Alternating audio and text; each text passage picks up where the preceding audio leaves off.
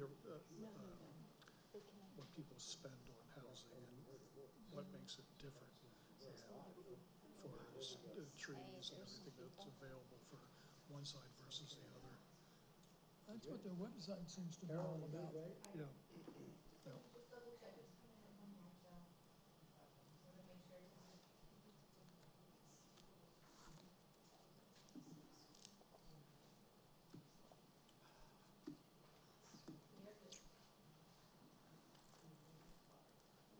You want to look through this one? I just wanted to look at the minutes from last week.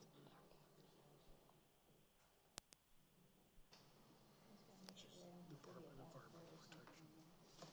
Bad quote? Yeah. Chad said. Yeah, I'll take it. Okay. Bad quotes on these. Okay, so call the meeting to order. I'll begin with roll call. Drew Germanowski, I'm here. Jennifer Helton. Here. Laura Ray. Here. Tom Carochi. Yes. Tom Carochi is not here. Ann Spurt is not here. Alan Johnson. Here. Cheyenne Riemann, not here. Kathy McGovern is joining us through a phone link and the YouTube. I'm here. Okay. Janine Bonham. Here. Chad Heimbecker. Here. Russell Sutton. Here. Winfield Clark. Here. Carol Schneider. Here. Harry's not here. Our junior council member is not here. Okay. Okay, let's rise for the Pledge of Allegiance to the flag. Pledge Allegiance to the flag of the United States of America and to the republic for which it stands, one nation, under God, indivisible, with liberty and justice for all. There was no executive session, so we can move then into new business. And tonight we have a presentation from Amani Reed. She's from the Pennsylvania Department of Environmental Protection, the Environmental Justice section. So Amani, you have the floor. We asked the audience to not ask questions during the presentation. When Amani's finished with her presentation, we'll move this microphone over this table. So if anybody has a question, come up and speak to that microphone, and she can respond to your question. Okay? Thank you so much. Good evening, everyone. How are you guys doing? So yeah, you'll. Sorry. Apologies. So, Drew, I'm not sure if I have enough copies. So I'm just gonna put some on this table and then. We have some up here, I think, so you could put them on a chair or something for the audience. And just adjust them Drew. yourself. Okay. That's good. Drew, I think Can you hear Kathy's me? calling you. I heard Drew. I think that was Kathy. Yeah, it was. It was. Can you hear me or no? Yes. So I thought I would give just a minute to explain why I invited Amani to the EAC meeting. The concern for myself and some of the residents was a overburdened community with the Lehigh River, with I have a terrible echo on this. With the Lehigh River concerns, with the landfill expansion, with the Bethlehem sewer wastewater treatment center, Calpine energy plant, it seemed that we are becoming an overburdened community. So the reason why I reached out to Amani and why I'm so glad she's here this evening is to discuss what is that and what does the Office of Environmental Justice do, and what's the scale that they use? How do they identify areas of concern? So that was the premise of why Amani is here tonight. Thank you, Kathy. Appreciate the opportunity to speak, and very nice to meet you all in the room. Sorry that I'm. Yeah, and hello to everyone on the Zoom as well. My name is Amani Reed. I am an Eastern Regional Coordinator with the Pennsylvania Department of Environmental Protection, and I'm in the Office of Environmental Justice. I'm a 2020 Temple University graduate. I've been with the DEP since April of 2023, so a little over a year now. And prior to my time with the DEP, I was an environmental policy manager for Pennsylvania Interfaith Power and Light. I worked a lot with environmental and climate, even legal organizations across the state, and a lot of Southeast organizations. And we tackled environmental justice, climate justice, a lot of rallies, organizational events, educational sessions, trainings as well. And I held monthly policy meetings where I gave updates on the, policies and legislation in the state. I also worked for Power Interfaith, which is another interfaith organization. I was a climate justice organizer. I gained a lot of skills as far as community organizing there. It was my first full-time job graduating from college. And more importantly, I was able to work with all different types of people with all different types of backgrounds and religions. And I think a lot of times individuals and groups are left out of the conversation when it comes to the environmental justice movement and feeling like their voices cannot be heard. So I feel like that opportunity exposed me to more people and helped me to better understand how to engage, how to be empathetic, while also being a steward myself. And lastly, I will say I graduated in COVID, so I tried to do everything, as you can see. I also was a Faith in Action coordinator for Reimagine Appalachia. And I hosted environmental justice events for not only Pennsylvania, but West Virginia, and Delaware as well. But, you know, I was given an opportunity from a former employer, State Representative Donna Bullock in Philadelphia. I was given the opportunity to join the Office of Environmental Justice. And I want to get into some background on the office. We are very, very new. As I said, I'm the Eastern Regional Coordinator, so I'm covering Southeastern and Northeastern regions. However, I will say that we will have a new coordinator starting for the Northeast region next week. So her and I will be working together as we, reach and tackle more communities like Lower Saucon. I'm very thankful to be here, and once again, thank you, Kathy. Just to get more into our office now, the Office of Environmental Justice was established as a point of contact for Pennsylvania residents in low-income areas and with areas of higher number of minorities. And our primary goal is to increase communities' environmental awareness and involvement in the DEP permitting process. We define environmental justice as embodying the principles that communities and populations should not be disproportionately exposed to adverse environmental impacts. Historically, minority and low-income Pennsylvanians have been forced to bear a disproportionate share of impacts, and we are working to ensure that all Pennsylvanians, especially those that have been disenfranchised in the past and dealt with injustices in the past, are involved in this decision-making process and the processes that affect their environment. In our mission statement, we're fulfilling a critical role within DEP, ensuring that Pennsylvanians most at risk from pollution and other environmental impacts have a voice. Just for some background on our office, once again, we have hired, there was a team of 2 or 4 back in 2022, and as of 2024, the Office of Environmental Justice is now a team of 12. There's regional coordinators across the state, and I'll have that contact information. And we have a director, deputy director, and special deputy to the secretary of the DEP. All their contact information will be on the screen shortly. But in 2015, the Office of Environmental Advocate, the prior name of this office, was reconstituted to reflect the commitment to justice, and we became the Office of Environmental Justice. With that came other things that I'll mention in the presentation. But I'm here to talk a bit more about our environmental justice policy, which has went into effect as of September 16th, 2023. This policy, as I like to say, is the driving force to the work that a lot of the work that I do as a regional coordinator with the DEP. I'm going to be going through the policy, which also includes a new mapping tool that we have called Pen and Biro Screen.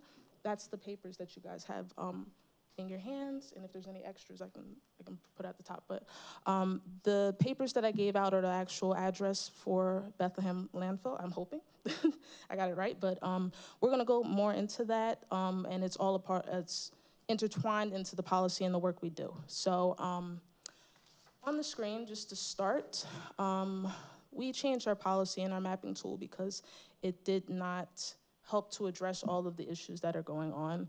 And I will say that this environmental justice policy is so new that it's being integrated into a department of hundreds of individuals that, quite honestly, it wasn't the way things worked before.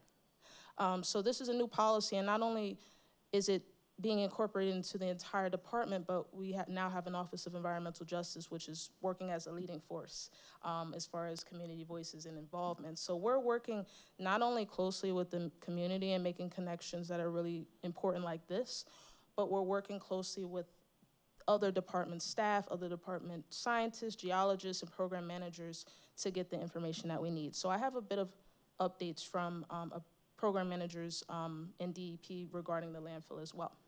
I've shared some of it with Kathy, and I'll share more with the group.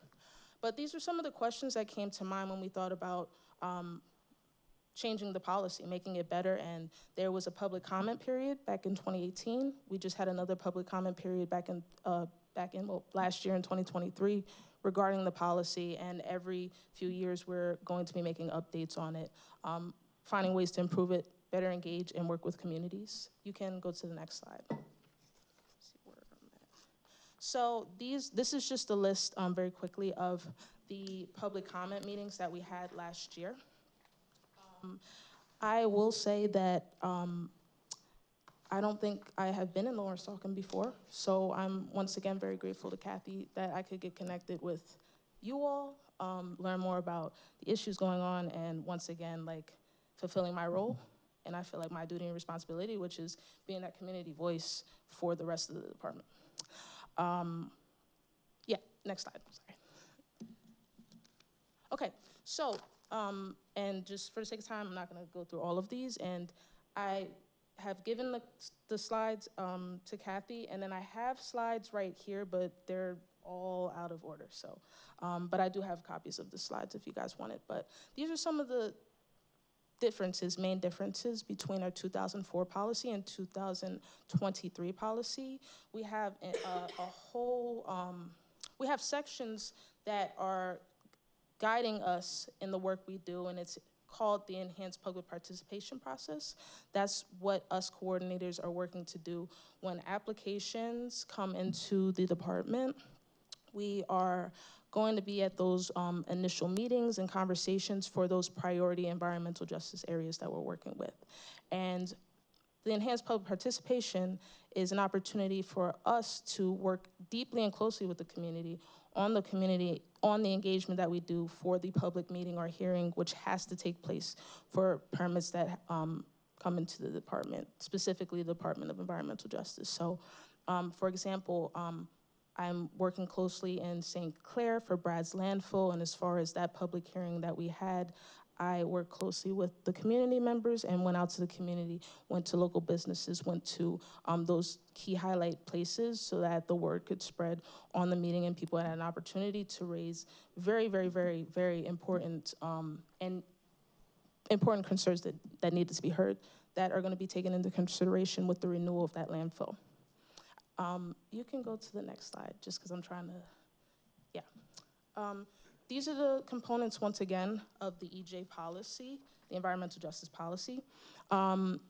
Just to skip the first few, and the third one is the mapping tool, which I'm gonna go through, but just to skim the other sections, the proactive community engagement section describes how DEP can center community voices by reaching communities before a crisis. So the great thing about connecting with you all, and as I'm now like really having a better understanding of the role, is when there's projects that are coming into Lower Saucon or coming into Bethlehem in this community, I wanna make sure that you guys are aware of the permits and applications that are coming in even prior to anything maybe being done, which we see a lot of times, which is where applicants are coming to us just to make sure they know before even developments are happening, they're aware of what they need to do. I know in this case, for this landfill, it's a bit different, but just to continue, our enhanced public participation process is a systematic approach to ensure that the permitting process prioritizes environmental justice as a key consideration in the review process. The inspections, compliance, and enforcement section helps the policy move beyond just public participation in the permitting process and considers how DEP can be prioritized within regulatory limits after permits are approved. And I will say, if anyone wasn't a part of our our public comment period, I'd love to leave my contact information if there are thoughts, comments, regarding what we can do better. Once again, we're always open to that. Any information I get from community, I send it right over to leadership and regional staff, and that's very important to me to make sure that, once again, voices are being heard. Community development investments sections facilitates financial assistance to communities, and that's done in different ways depending township by township, city by city, and policy updates specifies the review and revision cycles. So every few years, we are going to be revising this policy, and we will be revising our mapping tool as well. You can go to the next slide. Okay, so before I get into our mapping tool, I just want to mention a few things. Our environmental justice policy, the entire policy, can be found online on the website, and a lot of the information that I have shared thus far can be found as well. One thing that I want to touch on quickly is our opt-in request form, which I think is on another slide, but in case we don't get to it. The opt-in request form is created by DEP. It's not, it is a way to include projects of community concern, where our office can include projects that don't reach the priority environmental justice areas that we are looking at based on our mapping tool. So if you go onto our mapping tool, which I'll show, and you're seeing that your community is having a score of 80 or less than 80, those projects, we would ask you request an opt-in. There's a form that you'll find on the website, and you can give a detailed explanation, your address or the address of the project, so that us as an office can include that in projects of priority, and we can go through the process, that public participation process that I mentioned. But getting into our mapping tool, our prior mapping tool only had 2 indicators to determine environmental justice areas, and that was race and the poverty line. Now we have a mapping tool which has over 32 different indicators to determine environmental justice areas. And the next few slides are gonna go through that. So we have the first category, pollution burdens, and that's broken down into environmental exposures and environmental effects. So looking at the handout, that'll be the first block you see after the tracked info. And as you'll see, just because I know people are probably saying, this says a 61. This might say a 61, but a lot of the indicators and categories that you see after that score are 80 and above. Also, there is a lot of community concern on this project, and for that reason, I am highly suggesting after this meeting or sometime that all of you can use our opt-in request form for this project. However, I will say that my leadership and Northeast Regional staff are aware of the community concerns for this project, and they're looped into me being here and what I'm trying to do, which is another public meeting for this project. I believe in 2023 there was a meeting. Is that correct? Drew? Not on this particular. Not on the Bethlehem landfill? No, I don't believe. Okay, so even more reason why I would like to include this and have a public meeting or hearing for this project, especially with the concerns that were raised. And then the population characteristics, just to continue, we have sensitive populations, so 65 and older, children, those with asthma, and then socioeconomic factors, so demographic characteristics that you'll see on the page, and apologies that it got cut off, I didn't realize, but sensitive population is there, socioeconomic factors has a score as well. You can go to the next slide. This looks very complicated, I know, but we had technical experts, we had legal experts, and we had doctorate students from Temple University that helped us come up with this calculation for our score. We have a methodology document on our website as well, which breaks down each of the categories and also further breaks down the score. And just for the sake of time, I'm not gonna be able to go through it fully. But once again, those characteristics that were on the other screen are calculated and multiplied to calculate a final score and percentile for priority environmental justice areas. You can go to the next slide. This is what the mapping tool looks like when you go onto the website. And I have the page there is cut off, but this is what the full kind of page would look like. The results that you see on the left screen would be under identify results. We also have a layers and legends, and you're able to download all the data that you find.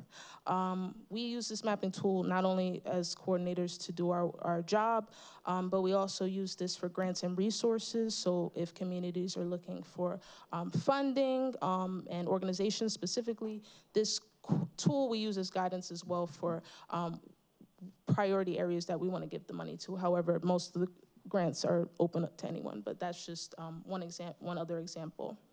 You can go to the next slide. The darker blue areas, the darkest blue areas you see are those 80th and above percentile areas, and apologies, I didn't mention that on the slide.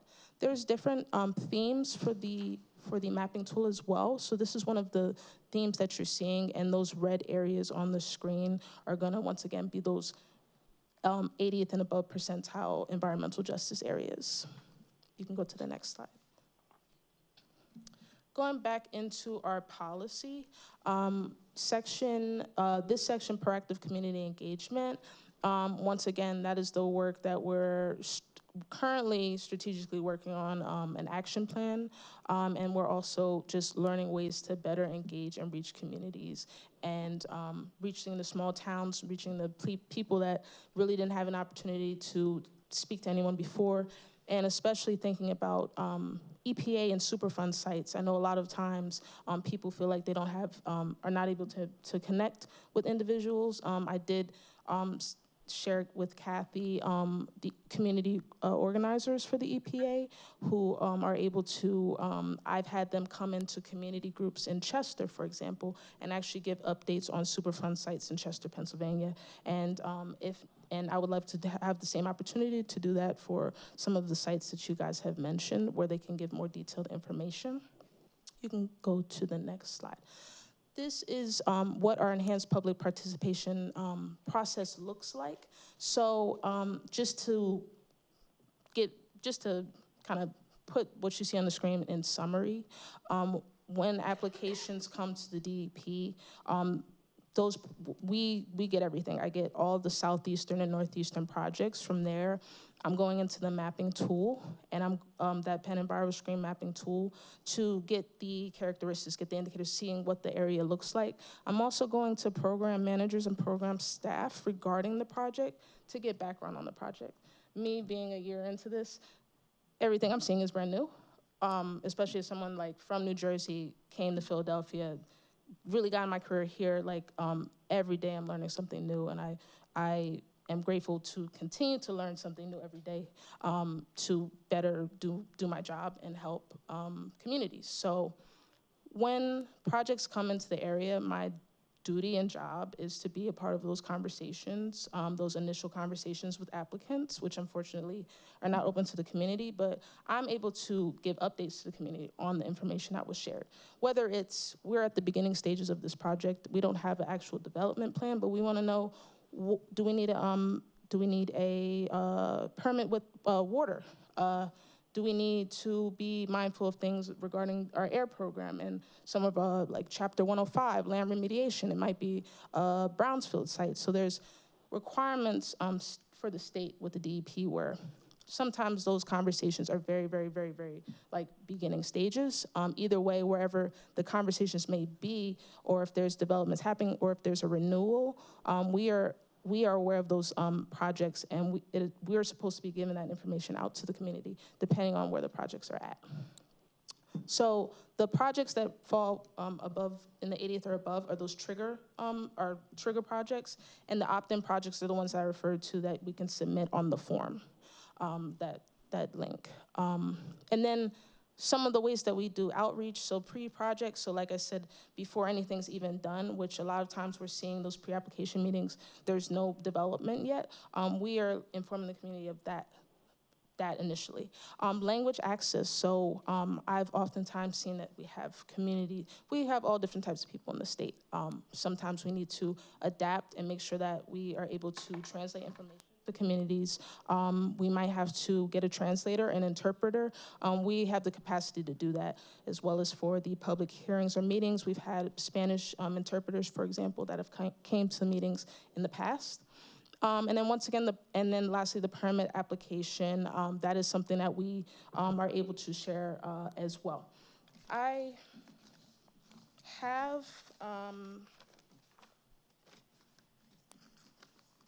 have the application, and I can share to pass it around when I find it, but I do have it here. So let me keep going and I'll pass it around. You can go to the next slide. Might be on the chair. Okay, so this is continuing on our public participation process. So we're going out in the community, we're putting out notice.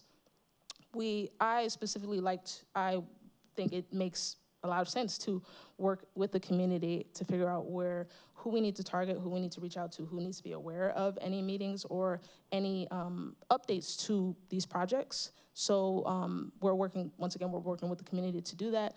And then there's a public meeting or a public hearing, and with that comes a public comment period where individuals are able to give testimony in person or submit it for these projects. Post that, there is a review and technical review period. There's a comment response document that comes out.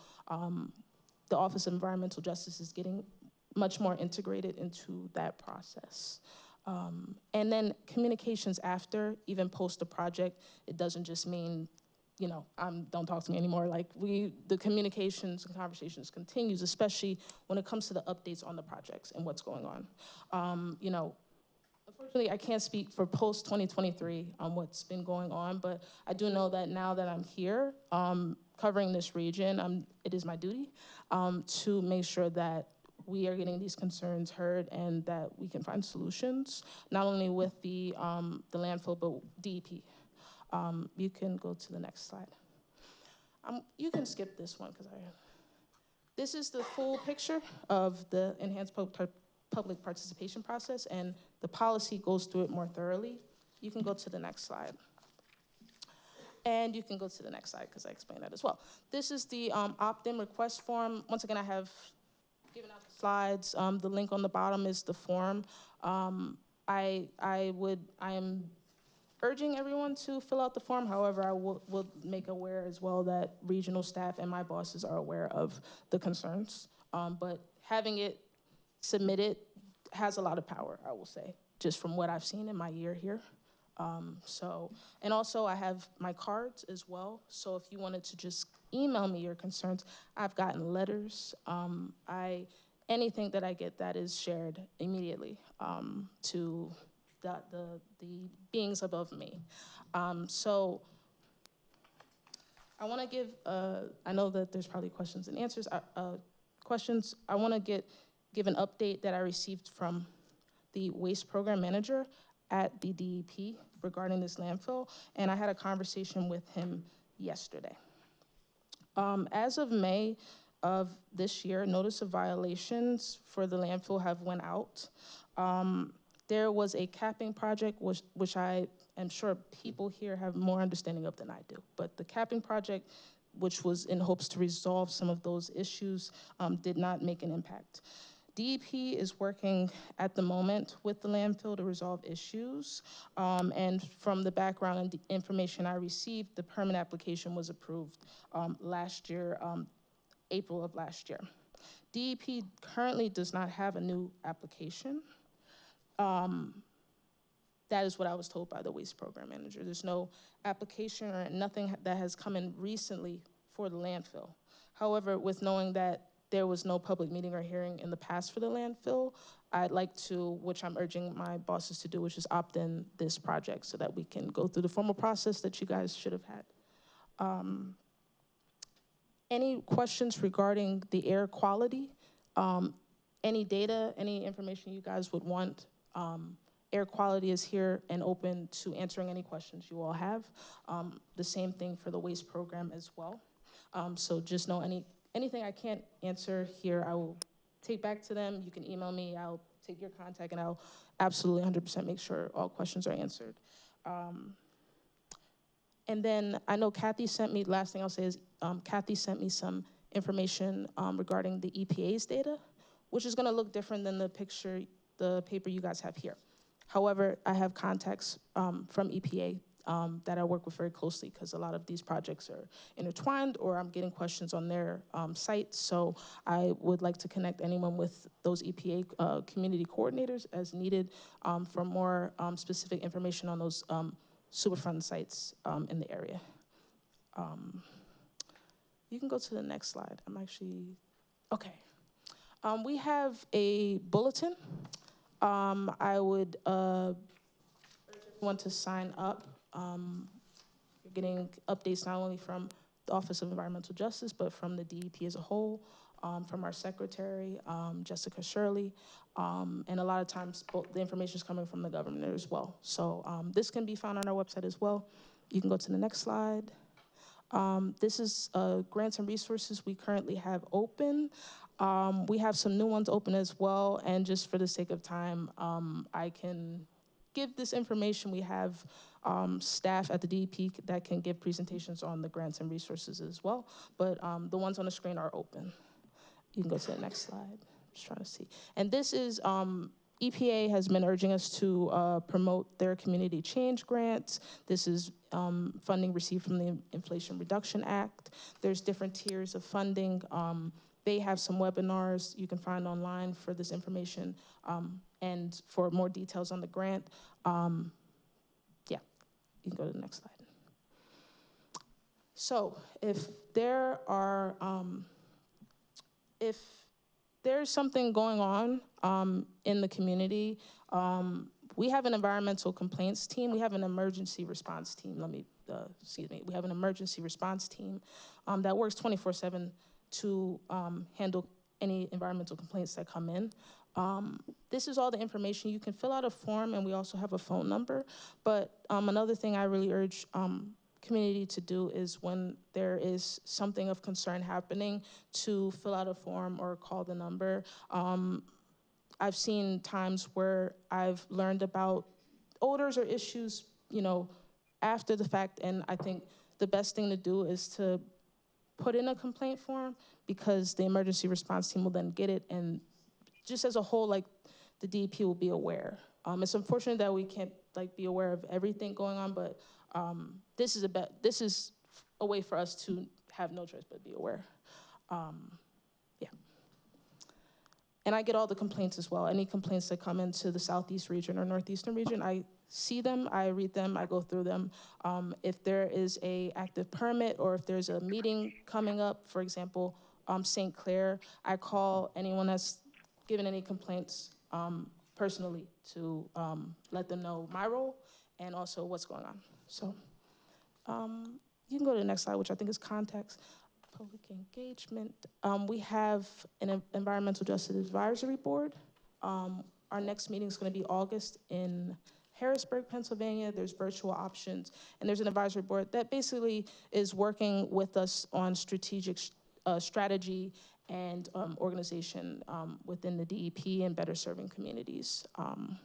You can go to the next slide. This is the contact information that I was referring to. The top three are my bosses. I have 3 bosses. Fernando Trevino, he's a special deputy. He's on the executive team. A lot of a lot of the concerns are going to him as well, which then are going to the secretary of the DEP. So I just want to mention that. And then our director, Justin Dula, who some of you might be familiar with because he had my job 5 years ago. And then Andrea Fields is the deputy director. She's my immediate supervisor. So, you know, once again, any concerns, she'll be looped in as well.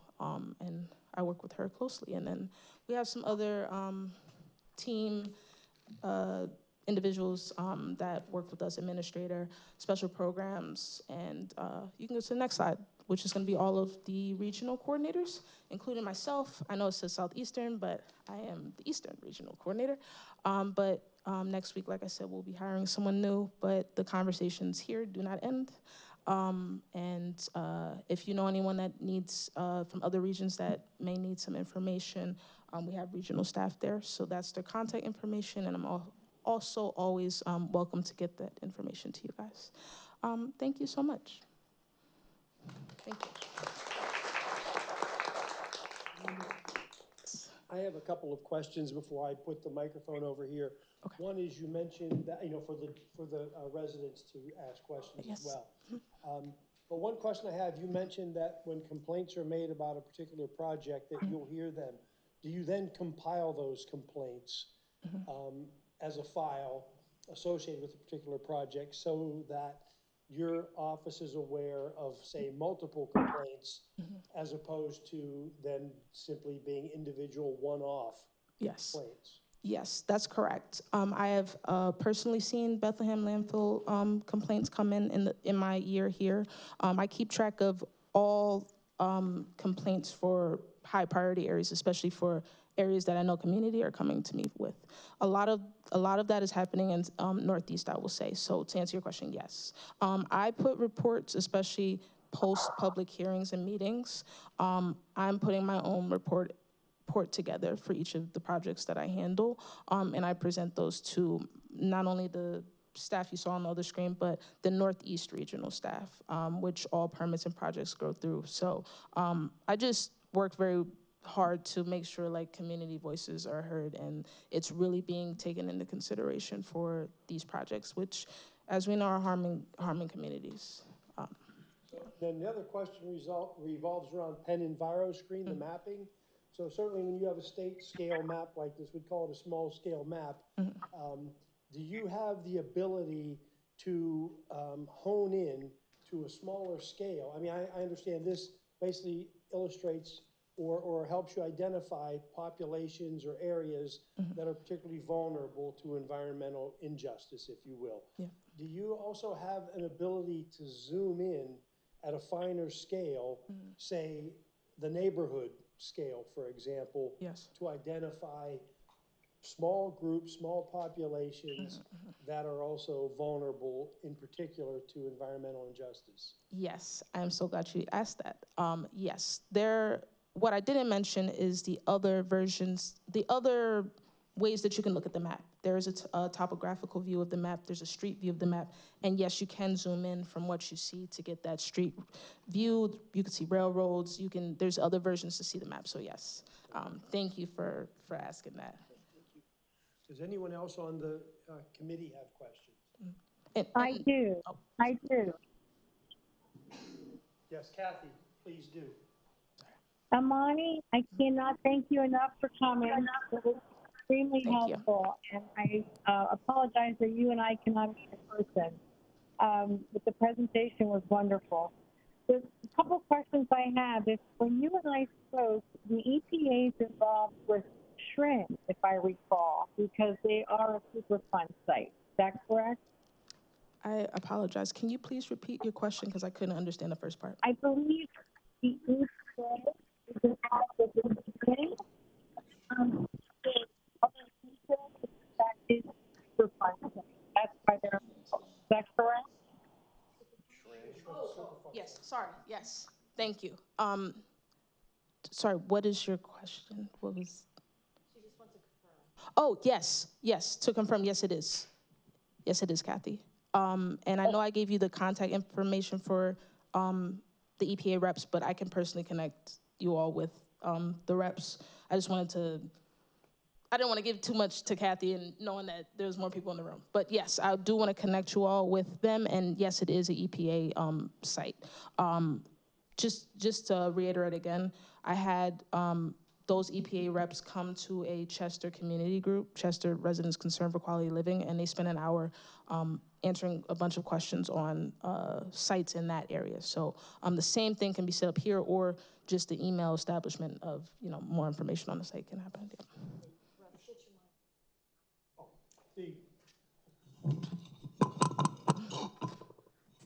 The Trin site, that's a EPA Superfund site, correct? Yes. Yeah, because half of it collapsed.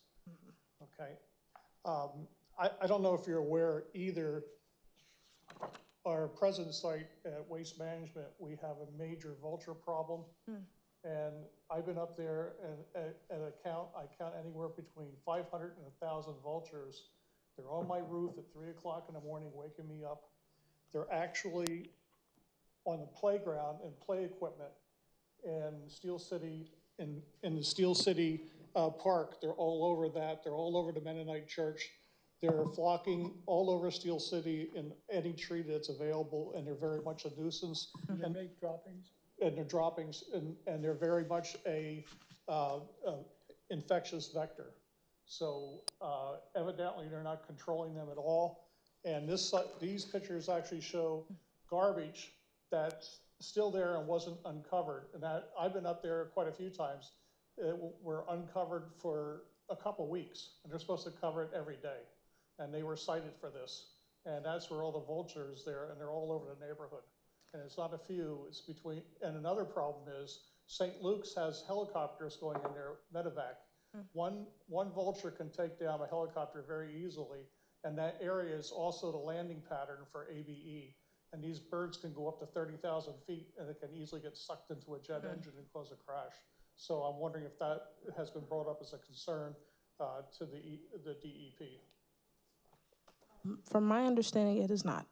Thank you for raising the awareness for me on that. I honestly was not aware, and apologies to Kathy if this was mentioned in your emails, but I was not aware. I'm actually gonna get a pen and make sure I write that down, and I'm gonna give you my card as well. Right. I'm going to, I believe that would be the waste program, so I'm gonna connect with the waste program manager that gave me this information today, because I don't think that they are aware of that. Okay, yeah. Thank you. Of course. Any other committee questions from the committee? Do you mind if I take a picture of that when we're done? Sure. Okay, so Oh, let me ask one. oh, yes. I just wanted to ask, so on the opt-in process, what types of information would a person need to have? Like, what does it ask in that? Did I print that out? The opt-in request, it's not anything too complicated. It just needs your general information, your contact information, like your phone number and email, the specific area location concern, and then a description. That is the main thing, yeah. So, and once again, like, you're able to do that. You could also you could do that, and you could email me that same information, and I'm gonna not only give it to emergency response, but I'll give it to other staff as well. Others? Okay, so for the public, you may have noticed I put the microphone over here to the side table. So please come and speak into the microphone, so it'll be carried through. It'll be carried through the YouTube connection for any residents viewing this from afar, and it'll also help Carol with minutes of the meeting. So I would encourage you or ask you to state your name as a resident of the township and raise the question for Amina, our speaker. Hi, my name's Priscilla DeLeon. I'm president of Lower Saucon Township Council. So it was great hearing your speech, your talk, and thank you for coming here. I would highly recommend that the EAC asks the township to put the presentation not only on the internet, but send it through Constant Contact and have it available in Facebook, because I think this is great information. What I'd like to ask you is go back to, was it Roger Bellis that sent you that memo? Yes, ma'am. Okay, could you reread that, please? Just all the information? No, the part about the 12, or wasn't there 12? Something that wasn't working. The capping project? The capping project? Yes. The, what I was told was that the capping project there was hopes for that to resolve the issues with the gas collection, but there was no impact from that capping project. What's the date of that memo? Well, this is from a conversation I had with Roger Bellis last week. Last week. So last week, the capping thing that they hoped was going to work wasn't working. That's correct.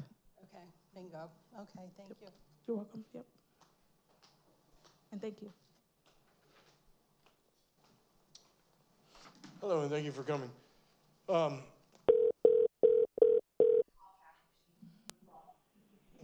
want me to wait?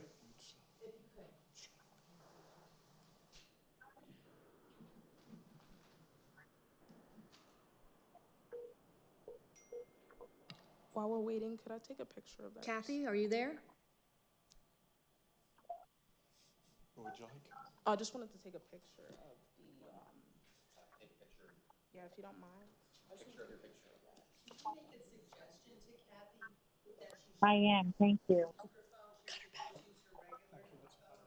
I have fewer. Kathy is back. Okay.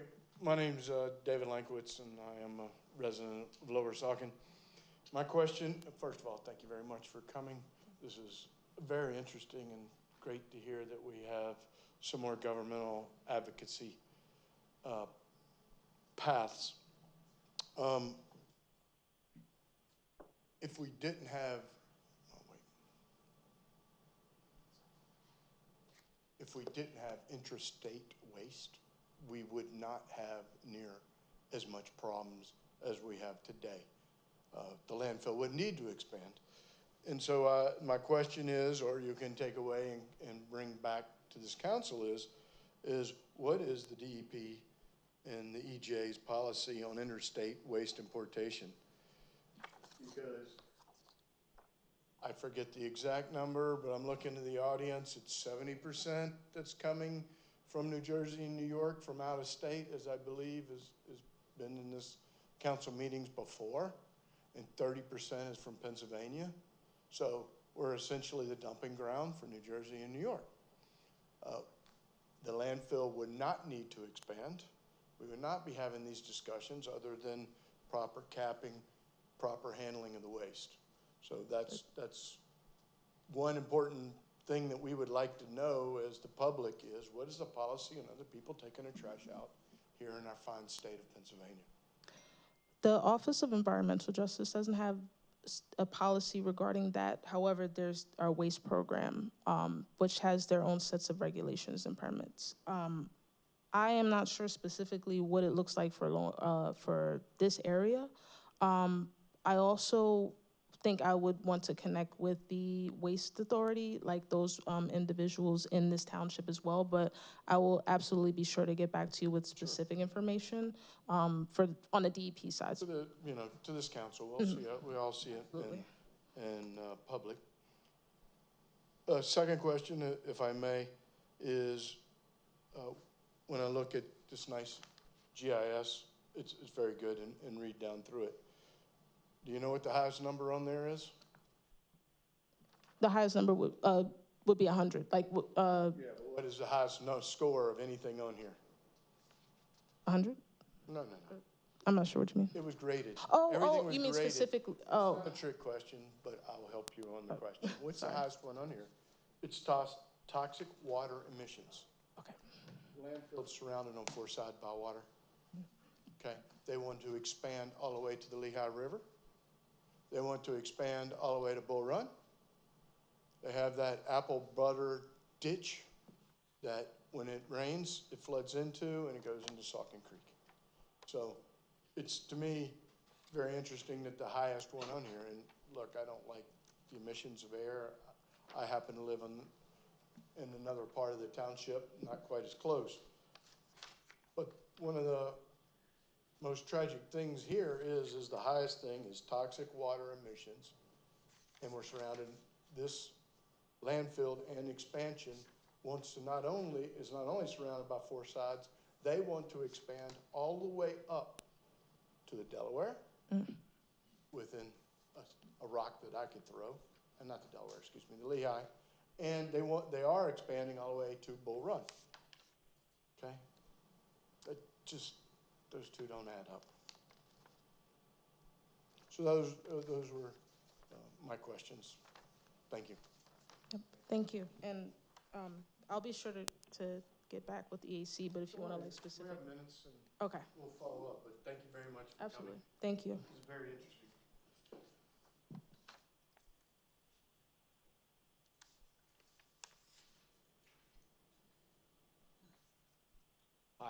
Hi, thanks for presentation tonight, and go Owls. I'm a fellow owl myself. I got 2 degrees from that fine university.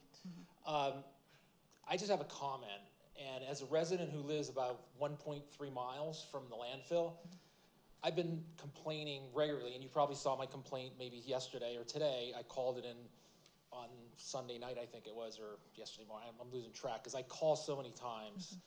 And I just want you to realize the impact that we residents who smell the landfill, now granted, I don't see it, but I smell it fairly regularly. And I haven't called every single time I smelled it in the past, but now I'm becoming more frequent. In fact, I know Conchetta by first name now because we've talked multiple times, and she called me yesterday morning or this morning, whatever it was. But the impact that's affecting myself, and especially here now in the summertime, you know, I got a nice piece of property with a nice swimming pool, and I can't go outside and I can't use it. So, you know, there's a quality of life that's really being impacted by a lot of individuals, especially those that live really close, like Steel City. Russ complains about the birds. I complain about the stink. And it happens more often, it seems like it's happening way more now than it has in the past. And I've heard like about the capping, and I don't understand the technical issues of what's causing it. I happen to live just south and east of the landfill. The winds prevail out of the north and west, so unfortunately, I'm downwind from this stink. And there are many times that I can't go outside, I can't barbecue, I can't enjoy my swimming pool. I look forward to every year to go outside and use my beautiful backyard, and I'm not able to because I open up my door and it hits you right in the face and it stinks.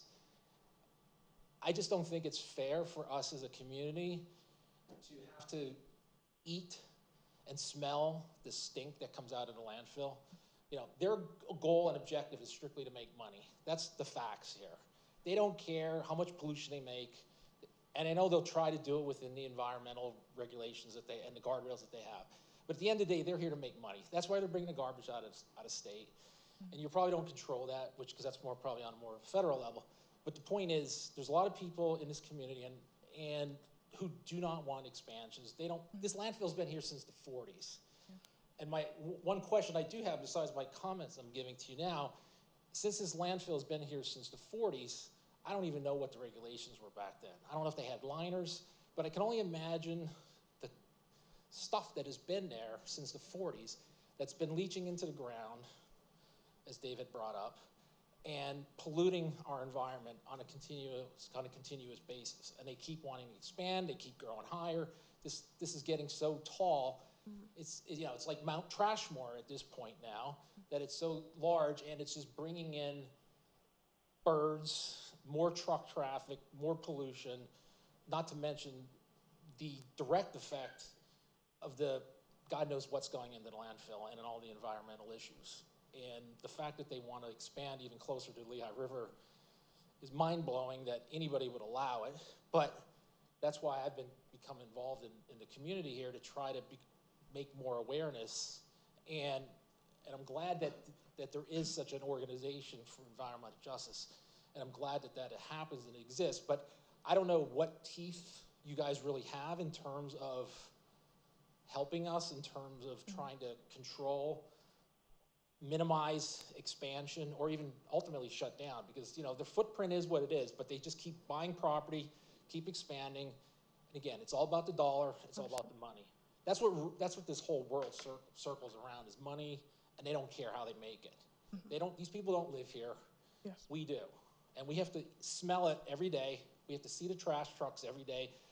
And all the sludge that comes off the mountainside, on the rainy days on apple butter, you can't even, I'm afraid to drive my car on that stuff because God only knows what kind of contaminants are in there. Not to mention my car looks like crap when I got to drive through all this muddy water that's coming off the landfill. Understood. So that's what I have to say. Could you state your name, please? Yes, Frank Palumbo. Thank you. Can I ask you a question? Sure. Well, first, I'm in the Wassergasse area, and I'm smelling it, you know. Yeah, and I'm down road from, I've been yeah. here 13 years, and I didn't before. You know, maybe in the past 6 months to a year, it started to have some odor issues. But how did you find out in the first place to even start contacting this organization? I didn't contact her. Oh, I thought you said. I contacted DEP for the odor complaints. Okay. And I've been living here since 2005. Okay. And over a period of years, I've complained, and then I just kind of gave up because it seems like it's a wasted cause. You complain, and nothing changes. In the last 2-3 years now, I've gotten way more involved and more active in the, with coming to these meetings and participating in the meetings and expressing my concerns.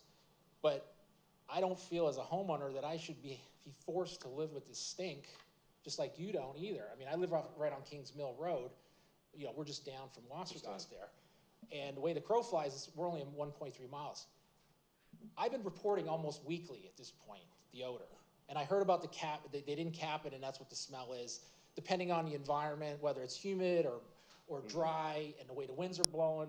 Like, I could go out there in the middle of the night and I'll just catch a major whiff of stink, Not a big deal because I'm not outside in the middle of the night, but I got to let my dogs out, and that's why I'm outside. But I'm also worried about my water. I'm on a well.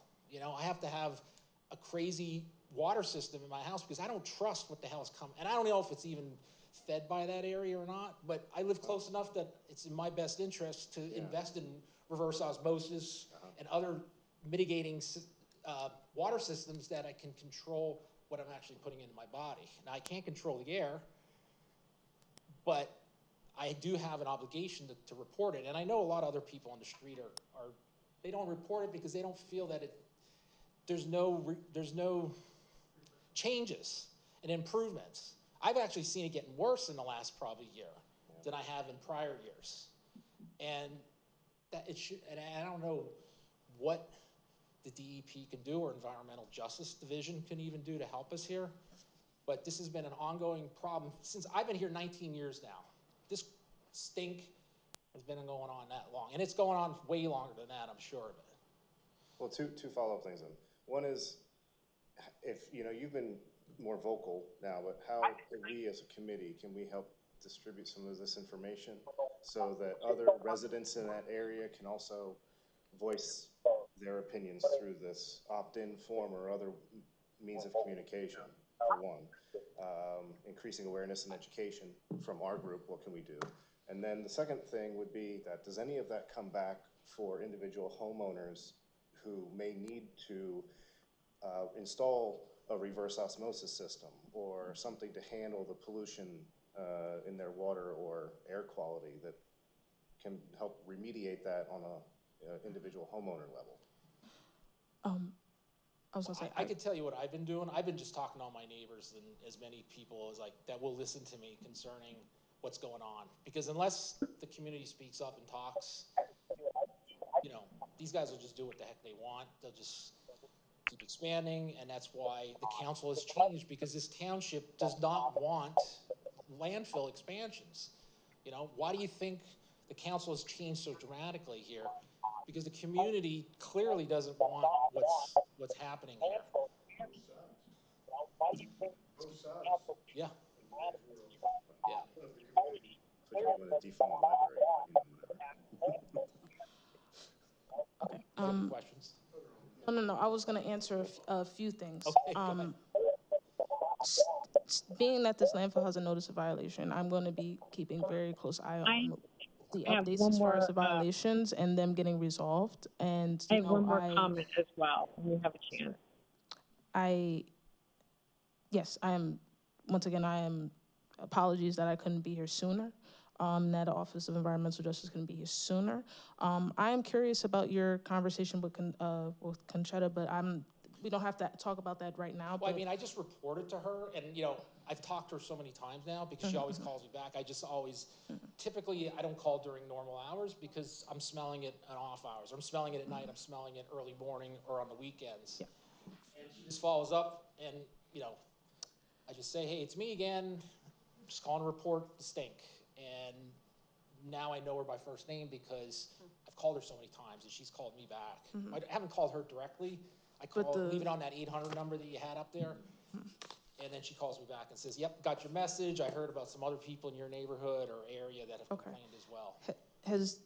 is someone from the DEP following up with you post your complaints?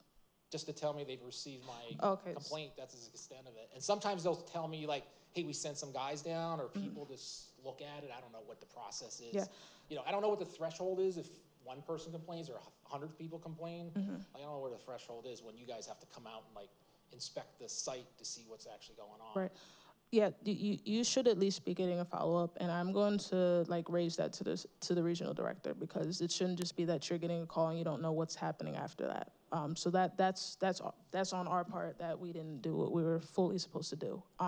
So I'm sure I've seen your name, so I know I have your contact there. But let me not only follow up with you, because like I said, you should be getting a formal response on what's happening. I'm going to be keeping track of what's happening as well, but I'm going to have someone reach out to you, because that's not the full process of how we're supposed to handle the complaints. So apologies that you weren't like getting anything else and you don't know what's going on, and you're still dealing with these odors, and no one's telling you what's going on. That's not fair to you. And once again, with that notice of violation, I'm going to be keeping a close eye on what the landfill is doing, because there will be no expansions of any sort. Nothing's going to get approved by DEP with the notice of violation out. And I also... Well, and I can tell you, like, and I'm glad you're going to be able to follow up, because for years there, I just gave up. I gave up on the calls, because I'm like, I can call I'm blue in the face, and I don't see any changes. I don't see any improvements in smell. And, okay, you just give up. You know, you beat me down, and I'm done. But in the last couple of years, I'm like, I got renewed energy to get back involved into the environmental reasons. You know, I've lived here for 19 years, and I'm not sure how many more years I'm gonna even stay here for that matter. But while I'm here to help the community, and I want the community to thrive. I don't want it to stink. I don't want it to be more polluted. God knows the Lehigh Valley is one of the sickest communities in the state, if not the nation. The Lehigh River is one of the worst rivers. You know this better than probably any of us. The Lehigh River is one of the most polluted rivers in the entire nation. I mean, It's the fifth. the fifth. The fifth most polluted river in the country. Yeah. So we'll just move the landfill right up to it. Yeah. So that's all I had to say. Well, And I was going to say... I have your contact. But here, just in case. Yeah, thank you. And I have the permit application from 2022, 2023.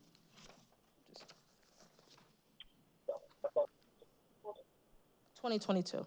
So if this, and it's the letter that was sent to the landfill. So if anybody would like to see it, like I only brought one copy, apologies. But I'll leave it at like the board table.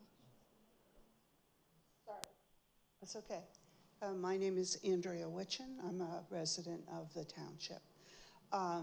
In order to answer, I'm sorry, I don't know everybody on the committee. Me? Yeah. Chad. Jazz? Chad. Okay. To answer your question about how do you get that information to make that phone call, the Citizens for Responsible Development is about to put out a substantial communication program that will provide that specific information to everyone who lives within a specific perimeter of the landfill, that will tell them exactly who to call and when to call and what they should expect when they call. Okay. So it's been a little bit haphazard up until now. We have always had that information on our website, but this will be an actual outreach program. But it doesn't come from the department. There's nothing coming mailers that go like that come from your department. No, No, but because we are a separate 501c3. I understand. So we are doing this on our nickel in order to get as many people who are suffering from these problems to know where to report that information, which then apparently will get funneled to eventually Amani.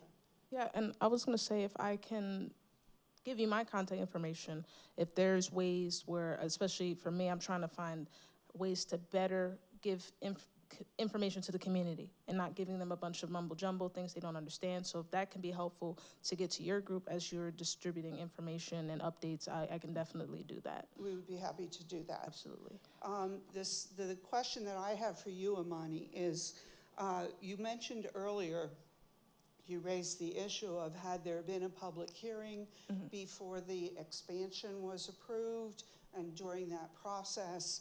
And as far as I know, there was no such type of hearing. There was no opportunity that was easy for the residents to come someplace within the township and voice their concerns prior to that expansion. Can you tell me what the correct process is to make sure that that happens in the future? And do you have any idea why that would not have happened in the past? Might it have been that either our previous EAC, which was peopled with a different complexion of people, perhaps interfered with that or simply didn't arrange for it? Or could it have been the previous council shut it down? And how do we make sure that doesn't happen again if that's what happened? Yeah, I will definitely have to follow up on why there wasn't a meeting, because there should have at least been a public meeting or hearing for the project. But yeah, I'm not sure of any way the county could have prevented that. I also think about before I got here, COVID, where I was told that there wasn't always in-person meetings. It's possible that this was during that time, and there might have even been like a virtual meeting that just wasn't, put out to the community properly. And that would have been prior to the Office of Environmental Justice being around as well. So, but I'm definitely gonna follow up and see specifically why. And public meetings, that's the opportunity where we'll have not only the landfill and DEP staff, but that'll be like a question and answer format meeting. The public hearing is where we're gonna be actually taking testimony, and we'll have a stenographer and things like that. So, yeah, just to kind of summarize that, I think a public meeting would be appropriate. And I definitely need to follow up to see what, if any, communications or meetings happened. And if there wasn't, I apologize. I'm not sure why there wouldn't be one. But I'll definitely, get back to you on that. And once again, like I said, those updates, I can get that in a handout, a fact sheet, something that works to get out to your group. And where in the process, for example, at some point, the landfill will have to submit an application in order to do this expansion, correct? Correct. Okay. At what point in that process would this public event happen? Before it's submitted, or as soon as it's submitted? Or where do we need to be aware that we should pay attention, that we should demand that something like that happen? Yeah, if an application comes in, DEP would know first. I would be able to inform the community. I don't know, unless the landfill, which I've learned a lot, which is that, these applicants have a responsibility to put out information, and we know a lot of those landfills don't do that, but they're actually required to do so. But if an application comes in, I would be able to inform everyone here and do that type of communications, and then there would be some type of pre-application meeting. Due to this notice of violation, anything would have to be resolved prior to even considering any sort of additional expansion. But after that is when we would go into that like enhanced public participation. So that's where like outreach materials and like public outreach would happen, setting up and formulating the public meeting or hearing. And like I said, I like to work with community because I feel like what where do you guys want to be? I think that makes a lot of sense. And of course, to have the meetings in the community. So that would be like a month or two long process. But if any applications come in, I can guarantee you that you guys will be informed the day it comes in. Okay. But I don't foresee that in any future with this notice of violation out.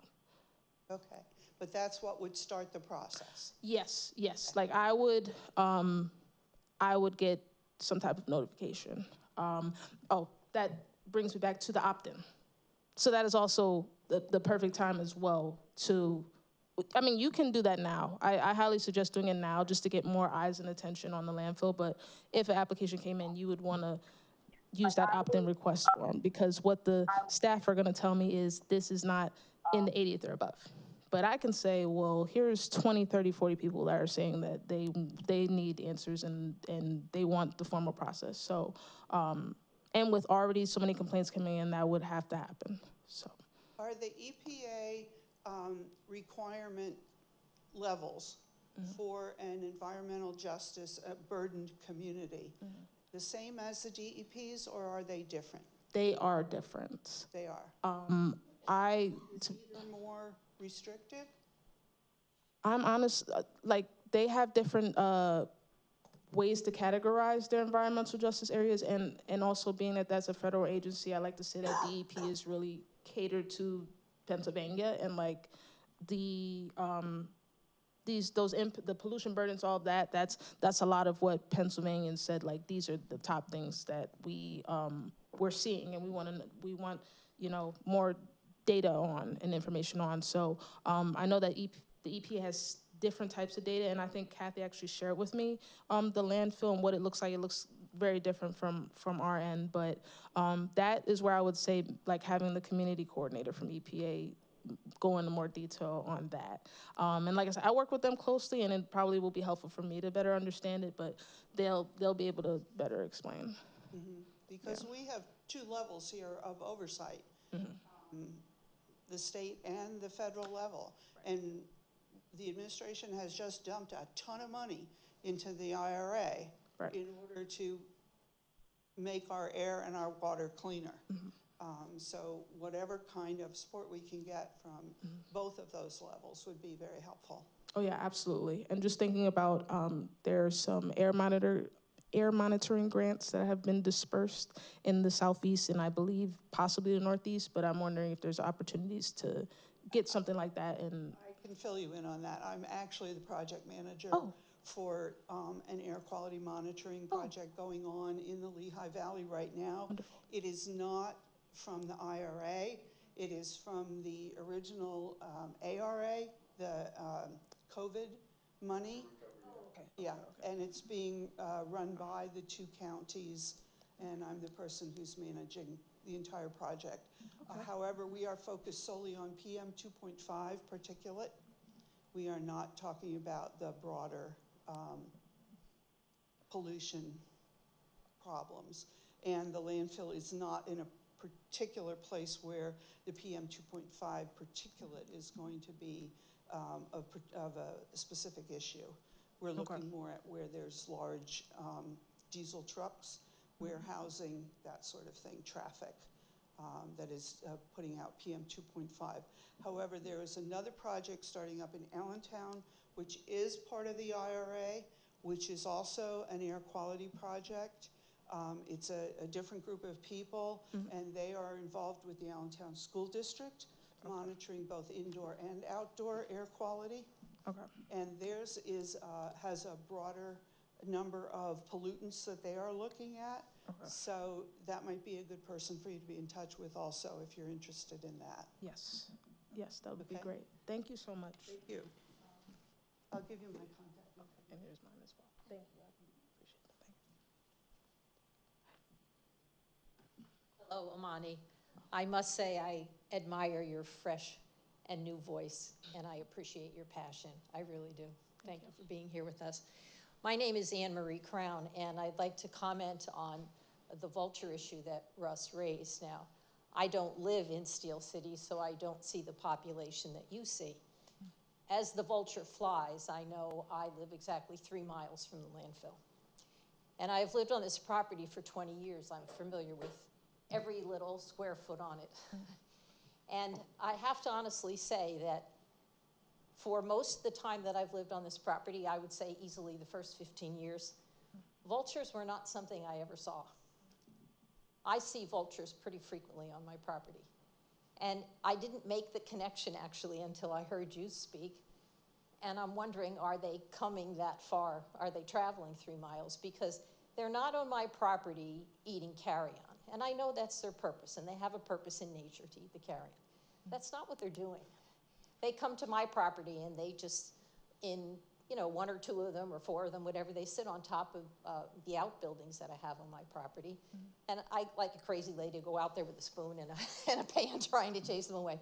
They could care less what I think. They don't move when I come out. So it just struck me tonight, listening to Russ speak, that I wonder if this is why the vultures are out there, because I'm simply not used to seeing them. So I just offer it as an observation, and that's all it is on my part. Yeah, and just to reiterate, like that's the first time that I was aware of the vulture issue. So I'm honestly not sure if DEP is aware.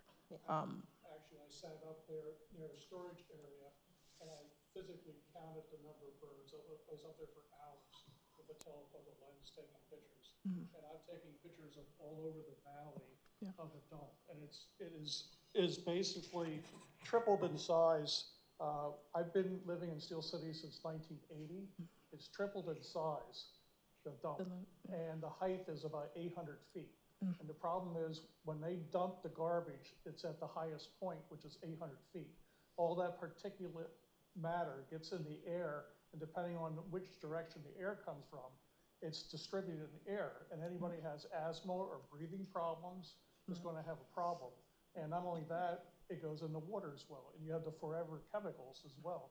And I don't know if you're aware or not, every time it rains more than 2 inches, the sewer plant releases raw sewage and the particulates from the effluent from the landfill right into Lower Saucon Creek, which goes right into the Lehigh River, which ends up going into the Delaware Basin. So it pollutes the whole thing. And they'll warn you ahead of time when it rains more than 2 inches, not to be in the water or not to eat anything out of the river. So, I mean, I think our basic rights are clean water, clean air, and clean land. Absolutely. And they're really obstructing everything. And originally they wanted to go westward. They wanted to buy all Steel City and go towards the river there, and we defeated them. And DEP was at the high school at that time and was a part of the group that defeated them. And that was like 15 or more years ago. But they wanted to expand westward. Now they're trying to expand eastward, and basically they bought all the property up. They actually want to go all the way to 33. They're not done yet. They have so many different phases, but it's just a huge corporation that has billions of dollars, and it's very difficult to fight. And I'm part of the Citizens Responsible for Development, and we're trying to defeat them and stop them because we want to protect our environment for us and for our further generations, because it's not just going to affect us, it's going to affect further generations. Absolutely. Thank you. And Russ, before I go to my seat, I just wanted to say the numbers you are talking about, I don't mean to compare my situation at all to yours, because it's a handful compared to what you're talking about. It's just different. Yeah. That's all I can say. It's a new thing that I see on my property in recent years. Well, we're real close to them. Yeah. That's why. Yeah. Thank you. Thank you. Amani, I had 2 quick points of information. One, I wanted Kathy Pitchell-McGovern wanted us to extend to you her personal thanks for coming here. And then the other point I wanted to make to you, since you're new to the area, you've just heard about the sewage treatment plant. It's nearby. It's basically adjacent to the landfill. Make sure when you field calls and to make the people who receive calls aware of the fact that the sewage treatment plant odor is unique and specific, and the landfill odor is unique and specific. And the people who live in this region, our olfactory systems are pretty well calibrated to the 2 of them. I live southeast of the landfill, and I unequivocally, my wife, the neighbors, we all know the differences. Depending on the wind patterns, and the activity at the two different waste facilities, we get one or the other, and we know those differences. So please don't ever let anyone from either of those constituencies who try to blame one another, I think, oftentimes, oh, that's the sewage treatment plant. We know the difference. Trust people when they phone in, because the odors they are both horrible, but they're both identifiable. Thank you. I want two things that comes to mind with that. I'm actually in the process of either phone call or meeting with the Water Authority and the sewage treatment plant, I think specifically. And then also I will be doing a site visit. I'll be doing some site visits, which will include Bethlehem Landfill. Our Secretary of the DEP, Jessica Shirley, will be in Northeast in a few weeks, and I'm putting together like more detailed reports of other projects, because she's coming to going to Scranton and a few other places, but she's not coming to Bethlehem, and I want to make her aware of kind of what my current, the work I'm currently doing, and not to kind of leave these other places out of the conversation like Lower Saucon. So yeah, I just want to mention that as well, and I'll keep you guys updated on that and when I can come back and things of that nature. And one follow-up, I think people in this area, they want odor control, not perfume. So the Schrin landfill, if you drive along Industrial Drive, Schrin landfill's to the east, you can see the perfume hoses in the fencing, and it's spritzing perfume. That stinks too. Yeah. But we don't want perfume. We want odor control. We don't want odor emissions. That's the fundamental problem. Not bathing for 2 months and splashing more cologne on. That doesn't resolve. We don't want the emissions. We don't want to smell any of it. Understood. I want to piggyback onto Drew's comment about perfumes. I have a health condition called multiple chemical sensitivity, which means that my body cannot get rid of toxins. And if I'm around perfume, I get ill, I get swollen throat. You can hear my voice now. I mean, I'm extremely sensitive to it. Perfumes are toxic. So a perfume to cover up landfill odor, you're actually doing more harm to the environment putting perfume into the atmosphere. So I would really thank DEP to not recognize that as a practical solution. Thank you. Thank you.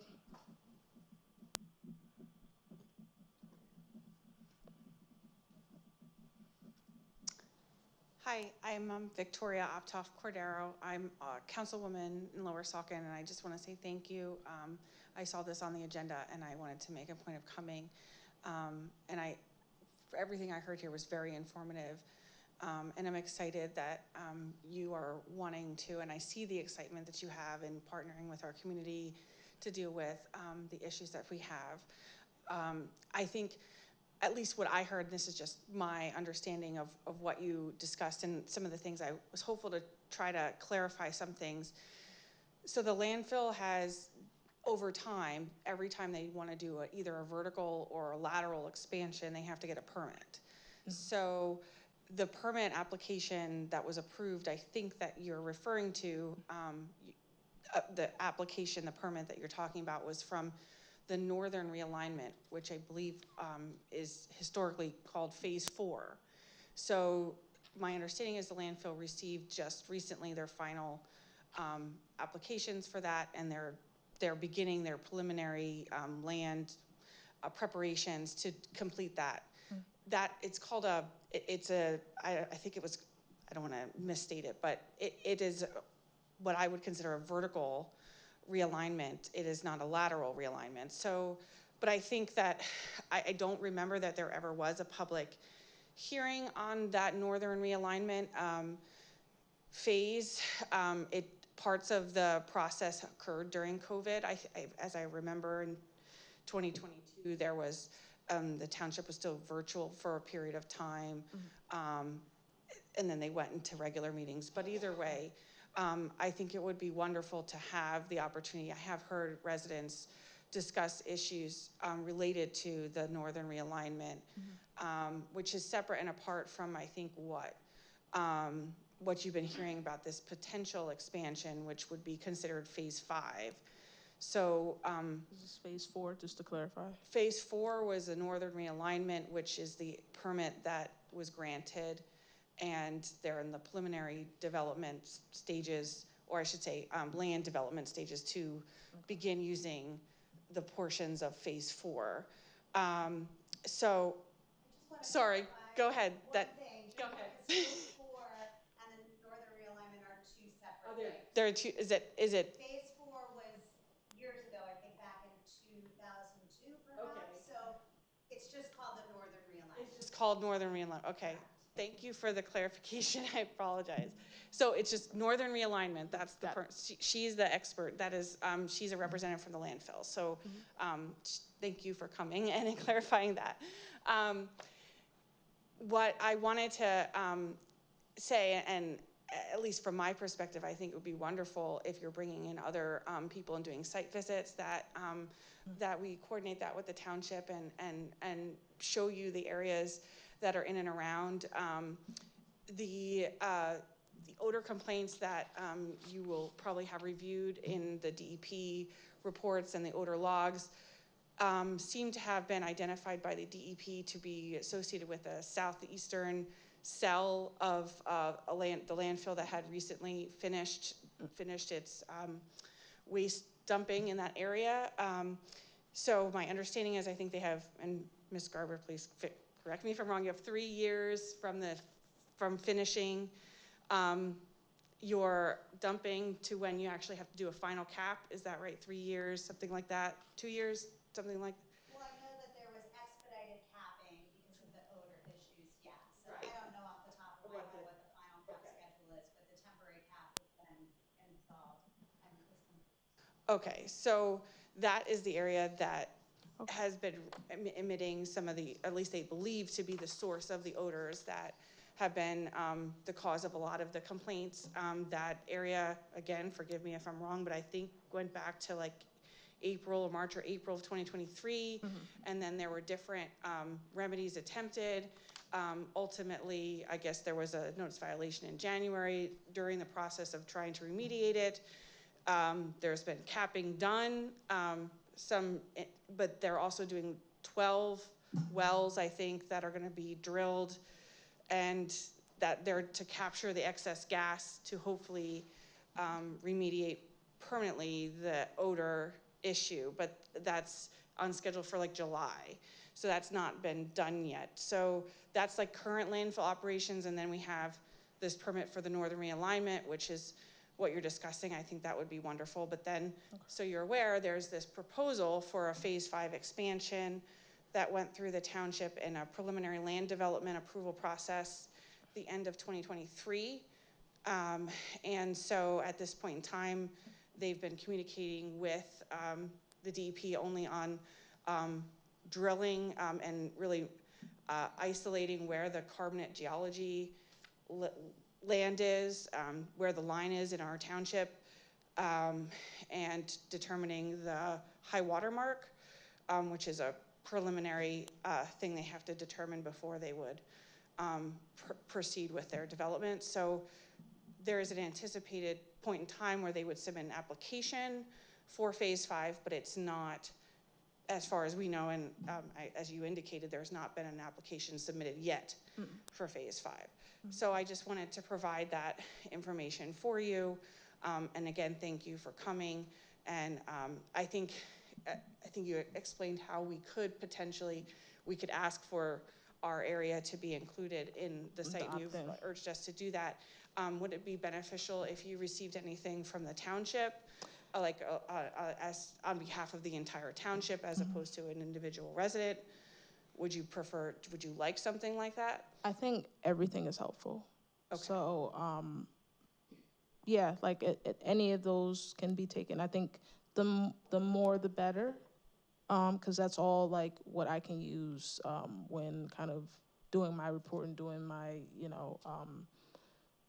kind of my spiel on like, okay, this is what we need to, like, I have to work with not only my office of EJ, but also like the DEP, like regional staff. So there's like multiple conversations. So I think anytime I have a lot of community, like language in front of me, like your voices, what you've said. I think it all helps.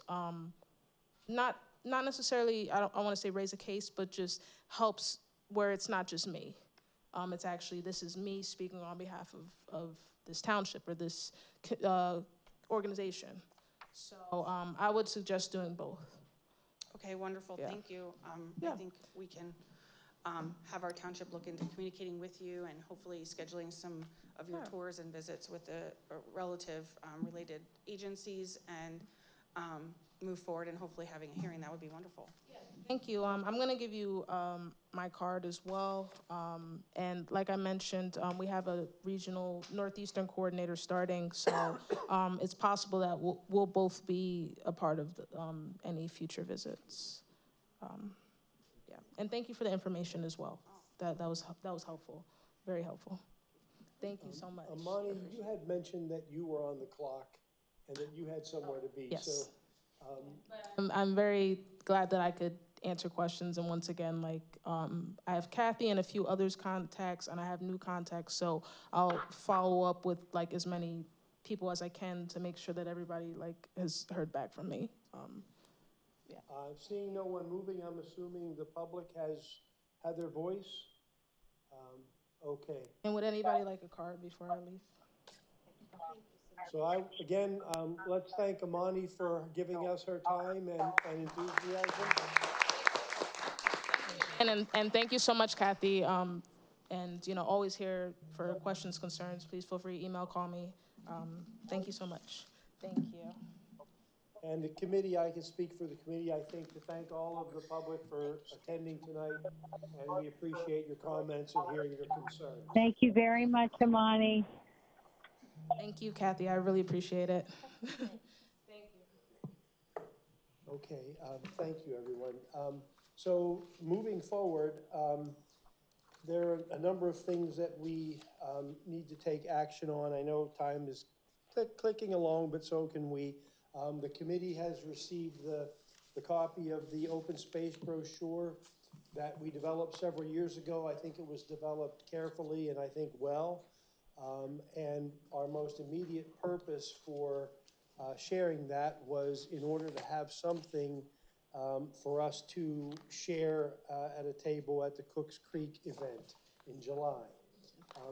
And I also, one thing, just to remind us, not trying to discourage us from changing anything, but that document was done so carefully and then with the review of township personnel who were familiar with the actual details of the program. So we have to make sure we maintain accuracy, and I guess what I'm suggesting is unless someone caught something that was out of line or no longer accurate, that we move forward with that brochure because the event is in July.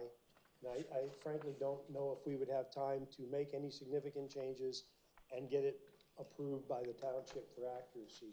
So Drew, I think I questioned this long ago when we did this, the tax incentives. Do we know if they were renewed or it's still?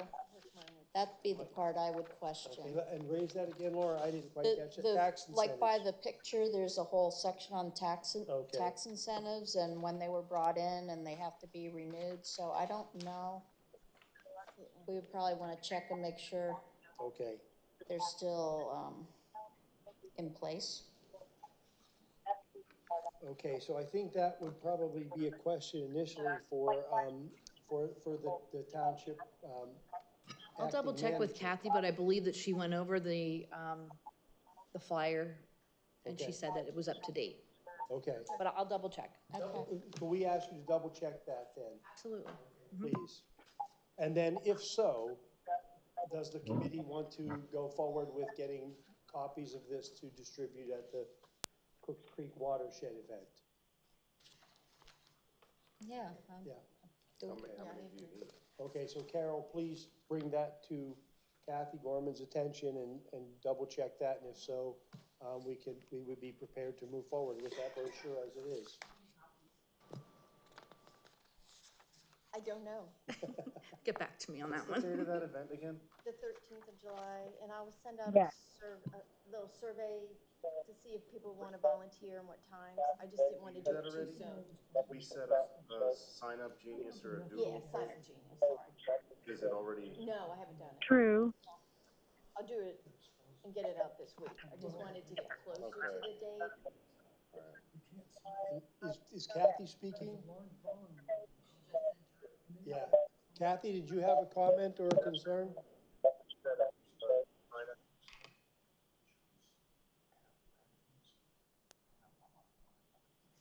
Kathy, if you can hear me, this is Drew speaking, and you can't comment, then just text me if you have a comment. I am. Oh, there you go.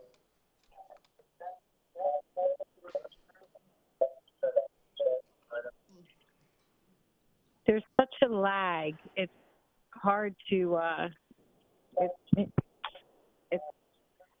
yeah. I'll text you. Okay, thank you.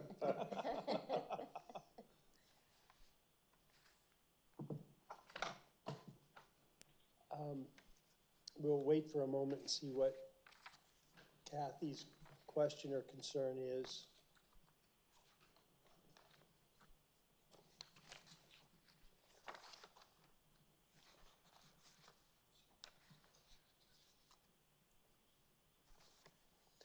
Maybe we can move forward while we wait and redress that issue. But the next item on the agenda was the annual monitoring report for, in this case, the Dreyer Kostoval Trinaski property conservation easement. And last month, we received a similar report for Laura Ray's property. So I think this is just a point of information for our committee to be, for the Heritage Conservancy, for them to be in compliance with the conservation easement. From my look, everything seems fine. Yeah. I don't know that there would be anything we would comment on other than to acknowledge that they've met the obligation to report. And so I'm checking back and forth with my text messaging here. And then we had no developer items. Were there any additional public comments on any of the items on the agenda? Okay, hearing none, we can move to updates and reports. Let me wake my computer up again. So one issue that you recall, we reviewed plans for the Sheets development project, and I had raised some geological issues at the time. We received links with the call to meeting. Carol provided us with links for bits of information so that our call to meeting wasn't a telephone book thick. So I went through the ECS Mid-Atlantic Geotechnical Engineering Report on this development, and I know the committee relies on me a little bit because of my geological expertise, but I found the ECS Mid-Atlantic report to be very comprehensive and addressed issues in following standard geological environmental protocols. So I actually did not have any concerns about their report. You may recall the initial carbonate geology report I thought was relatively sparse and perhaps inadequate, but when reading through the ECS Mid-Atlantic report, I do not see anything worthy of being critical of or concerned of. It appears to me that they're following best practices and regulations. So did any of you have issues, pardon me, regarding those documentation? Are you, do you feel that there's no danger of pollution reaching the Black River? How do I phrase this to be fair? Anytime we have hazardous fluids, there's potential for issues. There always are. If we were trying to guarantee something like a gasoline station wouldn't have a release or a problem, I don't think it really can be accomplished. We wouldn't be able to have gasoline stations in the Lehigh Valley otherwise. I feel like they're following best practices, but sometimes that's not even enough really. But I found this particular report to be comprehensive and carefully done. That's not always the case. And so I wouldn't say that this ensures that there could never be a problem, but I don't know what else we could expect them to do. They also want, in their report, they want continued monitoring.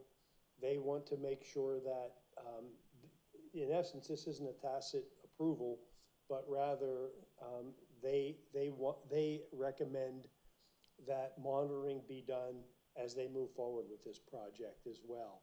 So not an approval or a carte blanche kind of thing, but in fact, there are sort of contingencies in here.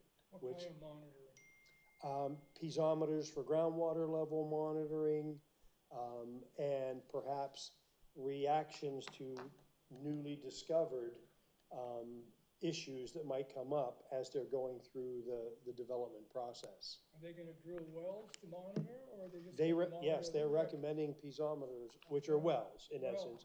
Okay. The trick, just to be careful, this sounds like I'm being pedantic with language, but a well is a borehole where you can extract water. We use the word, you're an engineer, you recall piezometer measures water level. So piezometers are basically smaller diameter boreholes where you really couldn't fit a water production pump in. So it seems like we're being overly constrained by language, but the language is important. The piezometer does differ from a well. But in terms of water levels and water indicators, I think it meets your use of the word well. And also, they can't really guarantee any kind of a massive failure. Like if something goes wrong and they have a spill or something like that where they release a lot of gasoline, then the geology is such that the pollution will probably reach the Black River. Well, let me just say this. One of the things that is very different now is the way these underground storage tanks are constructed, the safeguards that are put in place, the regular monitoring for leak detection. None of that existed 20 years ago or 25 years ago, give or take. Don't hold me to the dates. But now there's much more monitoring that goes on. Usually these things don't fail catastrophically anymore. There might be some initial release that that usually can be detected and mitigated. There are safeguards built now that weren't in place before in the plumbing between the tanks, the storage tanks, and the pumps and the distribution pumps that have automatic shutoff valves and things of that nature that once again weren't there in the past. So I didn't see anything here in the report or their recommendations that appeared to be insufficient. How about surface spill? Again, they have, a surface spill usually now would happen in a situation where they're filling tanks, but they have, the word is escaping me, but they have overflow pans designed to catch that. When they connect and disconnect is when there can be that sort of release. They have collection pans in there now to stop. And in the past, that was a common source of soil contamination at storage sites where it would be, sometimes the tanks were completely, would pass any test. They would often, what they do is empty the tanks and put them under pressure to see if there's a leak, and they find no leak. Yet the soil is contaminated around it, and then, with scrutiny, realize that what's happening is a little spill every time the tanker truck pulls up and connects and disconnects, and cumulatively that results in a soil contamination problem. That was a pretty common issue for underground storage tanks. But again, recognizing that cause and effect, there are new regulations in place and mitigation facilities in place.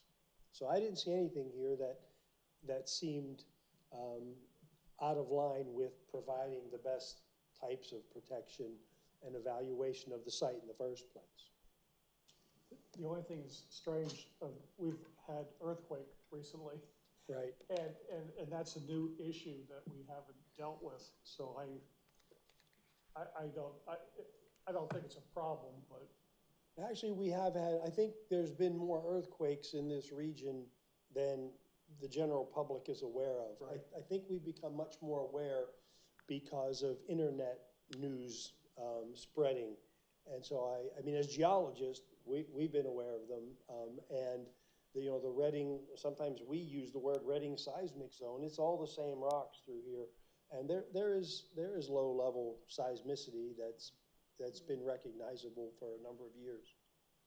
Yeah. So I think this was not a situation where we were being requested to comment on, but rather an opportunity to comment, as I understand. Did anybody else, and I see some messages from Kathy here, so let me see where we are with that.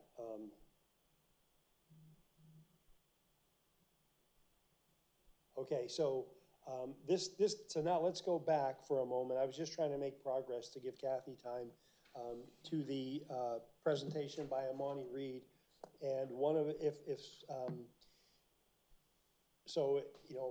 Priscilla made a comment from the public point of view regarding Amani Reed's presentation beyond the website. Either someone to make a motion that we request council to put it on the Township Red's website. So if someone wants to make such a motion. I'll make a motion that we put that presentation on the township website. Is there a second? Second. I'll second. Okay, any further discussion, or are we prepared to vote? Okay, all in favor? Aye. Aye. Any opposed? Okay, so Carol, you will pick that out of the minutes and communicate that, please, to the Township Council. No, this is what I had when I came in. Oh, no, that's just my stuff. No, it's not. I'm trying to follow through here. Oh, yeah, I There's, do. No, I didn't use it. This is my book. Oh, yeah, that's your book. I'm sorry. okay, and then, okay, I'll get to the other issues that, let me just text her for a second.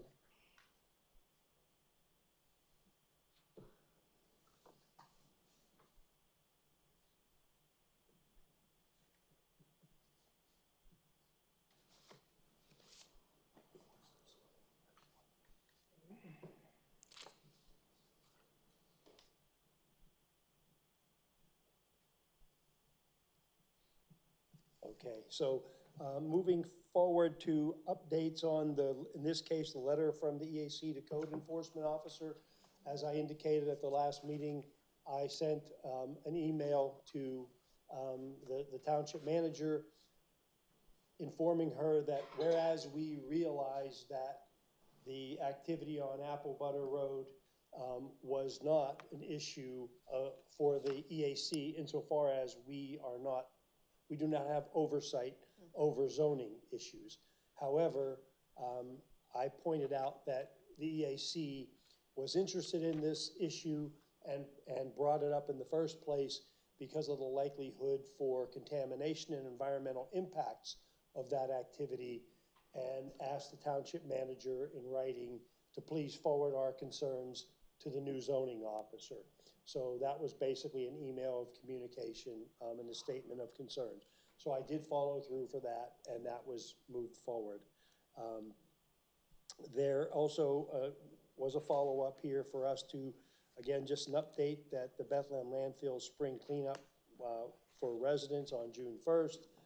That's being publicized through the township website. That's correct, Carol, isn't it? That's done. It was. Yes, okay. So that's behind us now, so that was done. The Adopt the Road cleanup, as I understand it, you participated, Jennifer? Do you want I did. to report on that since Kathy has a bad connection? It was good. It was, Chad was there too, and the road had been closed, and so I think we got maybe a bag. Oh.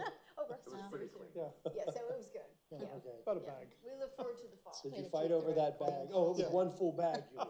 One One full full bag. bag, okay. One bag. Not too bad then. No. And then you're still on the agenda here, Jennifer, regarding the update on the Cooks Creek watershed event. Yeah, as we indicated, we probably want to put the date of July 13th, that it's going to proceed. I'll do a, what you call it? Sign Up Genius? Yeah, Sign Up Genius. I don't know, I can't get that in my head. And we, you know, for people to volunteer, it's from 10 to 3. And so I will put you next to the Saucon Creek watershed so we can kind of help share, you know, because we're a small group and they are too. So, but we can do, what I like to do is maybe bring a rain barrel and maybe a composting that we've done, and just bring the material that we had when we did the composting back last year, just as things that we have done in the past, and as well as the open space. So, Okay. and it's over there at Silver Creek in Springtown. If y'all know, off 212. If you go down 412 and you make the left onto 212 towards Springtown, right there. Thanks. That's all. Okay. Once again, we're a little out of sequence because of the communication issue, so I will come back to item D under new business. And Kathy is hearing us right now, so we'll come back to that in a moment. I'm going to continue with updates just to finish that section, and we'll go back to that. So the next issue was another one that Kathy Pitcher-McGovern has worked on, and at our request got additional information regarding the tire recycling program.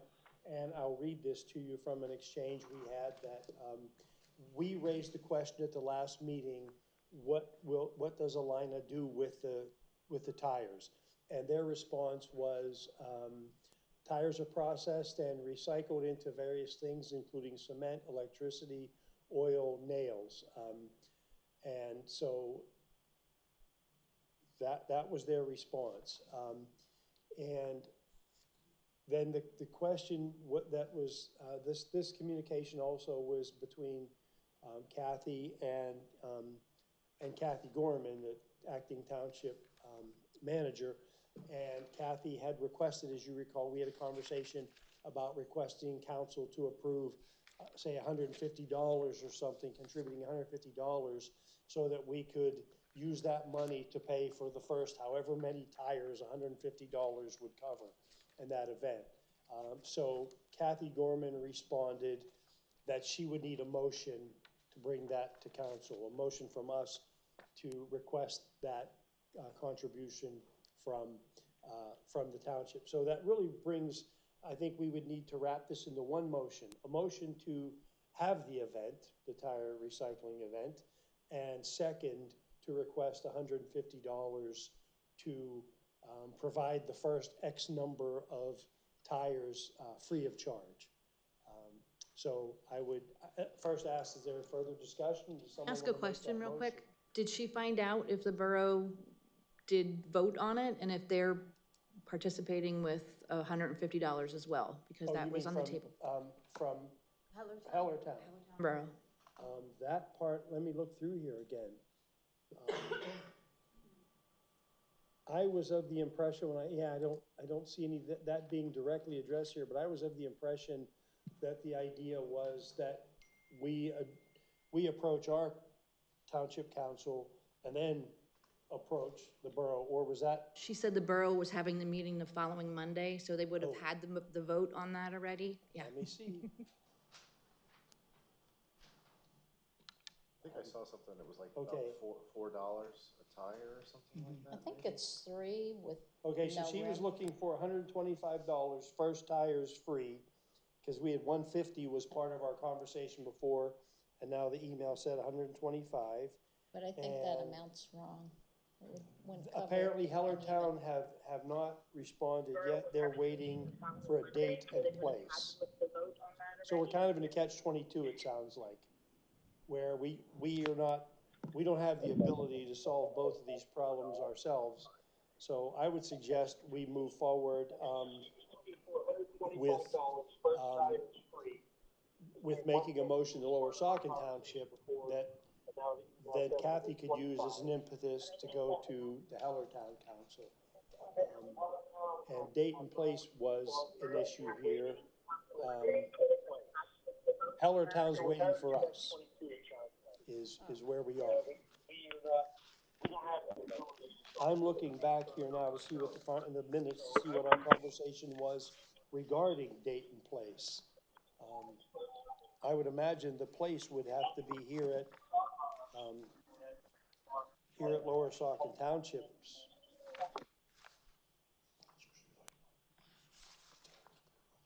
But I had thought that we had discussed possible dates and that was actually, okay, I'm in the tire recycling segment, bear with me. She said she's not going to make it June 1st. That's the end. I kind of remember that now because we had other events happening on June 1st. Right, right. Yeah, and that's come and gone. Yeah, we didn't have enough lead time for that. Yeah, so we are in that predicament of not having we have, in our minutes, last meeting, we did not discuss a specific date. So do we have a basically what Kathy said is date to be determined and place the township. So I suppose what we could do is make a motion to move forward with planning this event, to request $125. I would say make it $150 though, because I think the lowest amount tire was $3. Okay. So 125 would just be too odd. Okay. It wouldn't cover even anything. So I think the thought was that it would cover 50 plain non-rim tires. And maybe we can come up with a way to distribute it, so like the first guy doesn't come in and get with 50 coupons, like we to a limit, spread them out or something. Well, we can work on that with the planning. So is our expectation that this would be something we would try to schedule in the fall or yet this summer? Because what I'm thinking, in order to make progress, I think what we should do is request someone perhaps make a motion, and I'm trying to avoid being the chair of this committee and making every motion. That doesn't feel right either. So that's what I'm suggesting. Maybe what we could do is someone, if we want to follow through, make a motion to request $150 for a date to be determined in the summer or fall that we would fit into the schedule sensibly, have it at the Lower Saucon Township facility here where we had other recycling events, and that with the expectation that we would request that Hellertown participate as well and also perhaps contribute a similar amount of money to support a number of free tires to the extent that the contributions would cover, and for us to develop a procedure to equitably distribute vouchers for tires. So again, that one large triaxle truck doesn't pull up with a bunch of tires that have been sitting on their property for years and claim all of the vouchers. So in essence, we're asking for support in principle to move forward so that we could further plan an event of this sort. Is that sensible? I think the fall would be a better time, because like fall cleanup, people go to and then, because a lot of people are on vacation in the summertime. Yeah. I think you'd get more participation in the fall. Oh,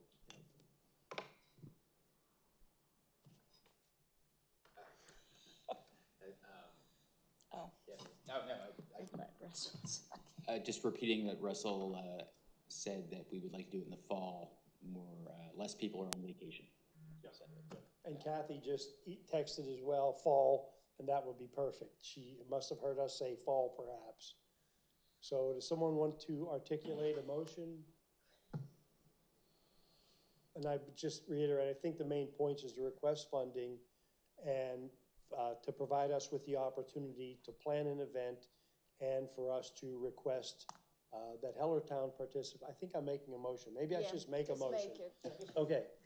So I move, I move that we request a $150 contribution from Lower Saucon Township Council and approval to plan an event at the township grounds in the fall, and that we approach Hellertown to participate and request a similar contribution with the expectation that we'll develop a means of equitably distributing vouchers for tires.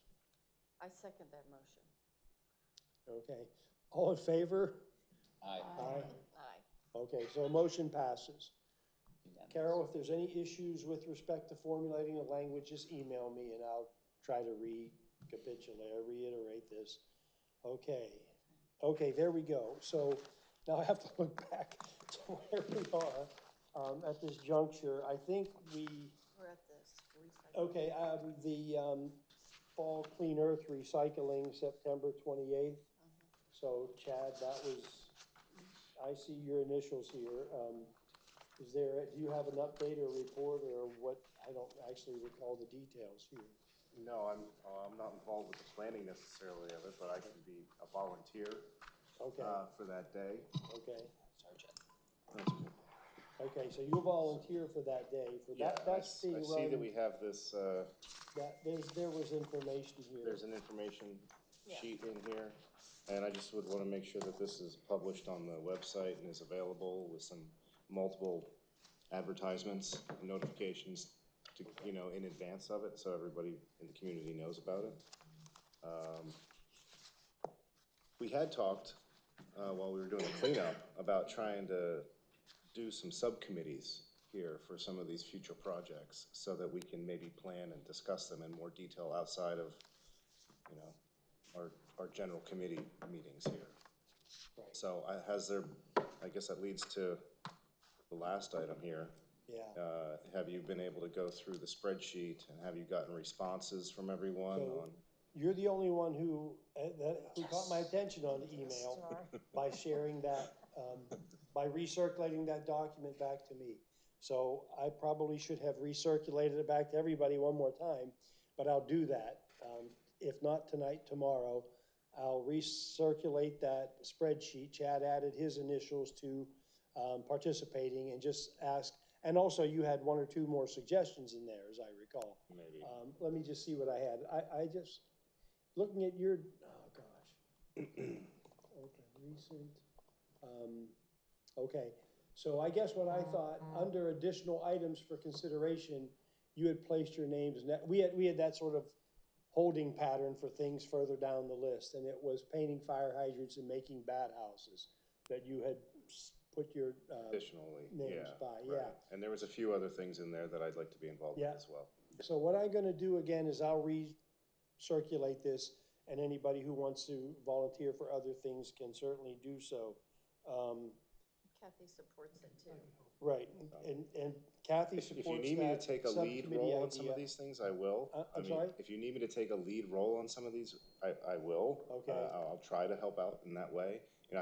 As a non-voting member here, I don't know, where I sit in that, but I certainly want to volunteer my time Participate. and be participating in it. Okay, so I will say this, I'll recirculate this most recent document today or tomorrow at the latest, and anybody who wants to either help, just put your initials and put help, or your initials and lead, if there's something you want to lead. And then that'll help us revisit this again in July and keep things rolling. The one good bit of news, I think, is, and I'm quite pleased about this, is this committee is a very different committee with this new membership this year. We're actually doing things. And I just want to express my thanks to everybody for doing this and this infusion of new blood. There are still a couple of hanging pieces on the agenda to get to. And so let me get back to the first page and see what I've overlooked and get to, and I don't know if we want to bring up just as a conversation point now for reevaluating the bylaws too. So let me try to just catch us up though and see where we are. It's hard, it's harder than usual because I'm trying to read text messages too. So forgive me for being a little bit out of sequence here. But I'm trying, I have two hands and I've always wanted to be an octopus, but I'm not. And I wouldn't mind having two more brains, but I don't. So let me see if I can catch up here in a sensible way here. Okay, we have that. We have steering committee update, okay. Okay, and then the one item that we passed through is on new business, item D, discuss drafting a letter of support to Lehigh Valley Planning Commission for grant submission. Kathy wanted to have contribute to that, but I think her connection's not clear, but I can read through here. So the idea was the email, okay, we have that. So to make a motion to back up, Lehigh Valley Planning Commission's a grant for road beautification for Interstate 78, Route 22, and 378. They need support letters, and if we agree, Kathy will write a letter of support on our behalf for the EAC. Basically what this would be is they're submitting a grant for funds for road beautification, so we would just be adding our voice to allow them to add that to their grant. So this is a pretty common process for any grant proposals where you try to get some grassroots support to demonstrate with the grant that there is broad-based support from the region. Yeah, did you all read this? It's very interesting. You don't want to read it, but it's beautifying all the interstate on and off. And I mean, I can pass around. It's not stable because it's too. That's where the links were in the. Yeah. Okay. Yeah. Does it come with an extra lane both ways? No. But they'll be pretty while you're stuck in traffic. Well, we have all seen how horrible the major roadways look with respect to litter. And it amazes me when you see fenders and bumpers. So even after an accident, the people that I would think that are taking the cars away would take all of the car with them, but apparently that's not the plan. Well, I think this is more like putting live trees and landscaping to Right. reduce. Wildflowers, perhaps. Yeah, there's wildflowers, different trees, and pollinators and stuff. So, 78 and 33, 22 and 33, 378 and 8th Avenue. So, but it's very interesting if you want to pull it and read it. I'll look at it. Yeah, so I think, I move that we send a letter written by Kathy, and if we could proof it before. Okay. Carol, does that have to go to council for us to do a supportive response? I'm not quite sure. Laura, does that have to go to council?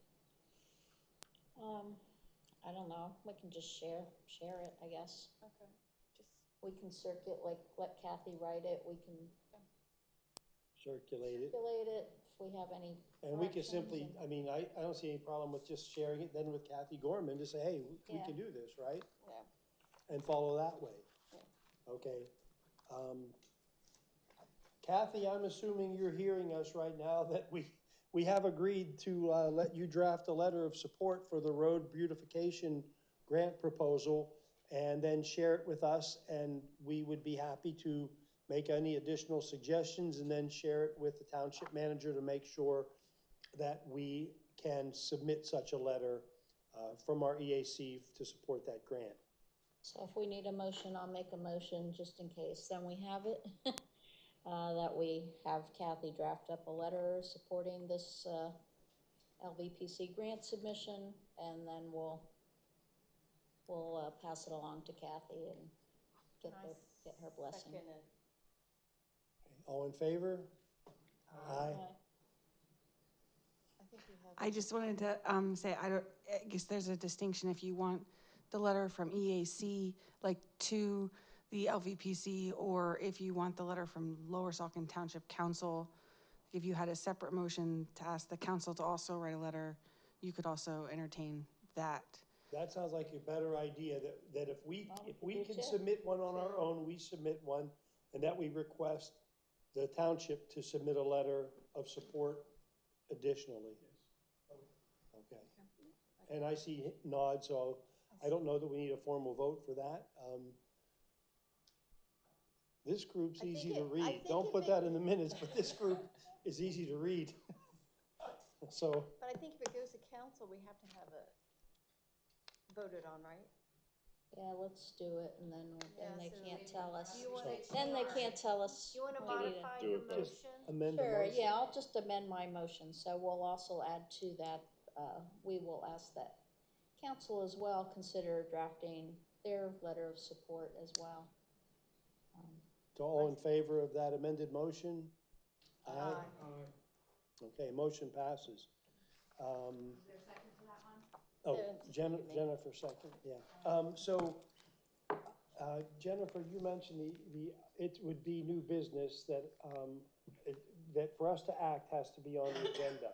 So do you want to bring it up and we can talk about discussing this the next meeting in case we want to form such a subcommittee to evaluate? Yeah, and I was leading it into, Here's a, if you want. in the future EAC project was Okay. to kick off a subcommittee to review the bylaws because they need to get adopted by the township. I mean, they were there, they just were not officially adopted back in 2010. So we need to do that. So on that list, I'd like to lead that and get a subcommittee going. So maybe once you send that around, Yeah, we can put, I can add that on the list. It's on the list, I think. It's on the list. It's on I the think it's list, in there. right. Yeah. So, And if anyone, we'll go, it could even be on Zoom where you're reading it and we meet and evaluate it, so. so here's really the question where we're not taking action, but is this something that the committee would like to have on the next meeting's agenda? Yes.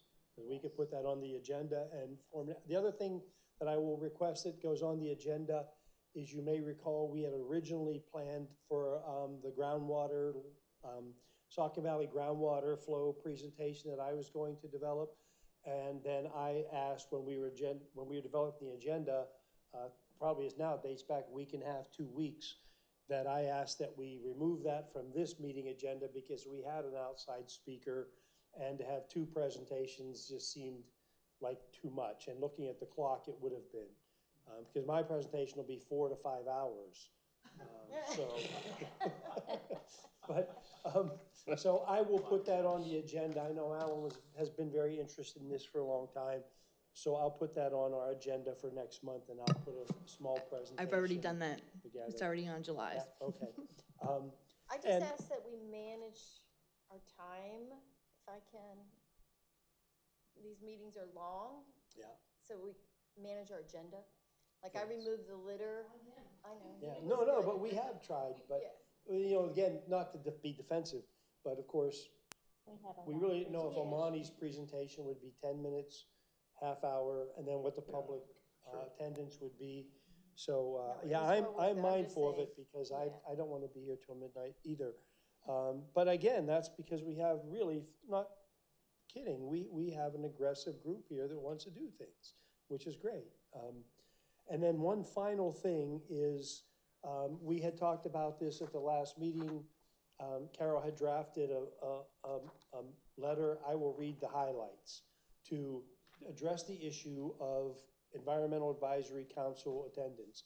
It is very tense and nerve-wracking each meeting to wonder if we're going to have a quorum. And so, following Carol did some research on the rules, and that letter said, this is a letter that would be drafted to absent members of this committee. And since January, there have been 3, we'll change it to 4 now. 4 meetings in which you have not attended. As per bylaws, any member or associate who is absent from any 4 consecutive regular meetings, EAC meetings, who's absent, or regular monthly meetings, or is absent from 6 during a 12-month period without a reasonable cause shall be notified in writing. So we're at the threshold now where that number of 3 is now a warning that, well, now the bylaws suggest we write them a letter after 4 meetings. So I think we can send this letter now because that threshold of 4 consecutive meetings has been met. And so what we do then is kindly request that you reply in writing within 20 calendar days or attend the next scheduled meeting, whichever occurs sooner, to confirm whether you're still interested in serving on the EAC. Failure to respond or reply within the stipulated time frame will necessitate presenting this issue to council as the appointing authority. EAC will provide a recommendation to the council for further action, which may include the removal of your office. And we understand unforeseen circumstances may arise, and we're open to discussing any challenges you may be facing. Please feel free to reach out if you require any clarification or assistance. Thank you for your attention to this matter. We value your contributions to EAC and hope to resolve this issue amicably. So the letter now, I mean, that is in our bylaws, that 4 consecutive meetings. So this is simply perfunctory, in my opinion. This has, the lack of attendance has triggered this notification. So I think this is not a thing that needs a motion. This is just a letter of information, or do we need a motion, Laura? What would? I don't think we need a motion. Yeah.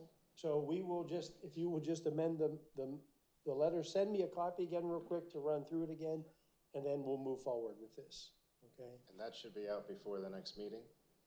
I'm sorry? That should go out before the next meeting? Yes, I think we need to do it immediately, because now the threshold has been crossed. Okay.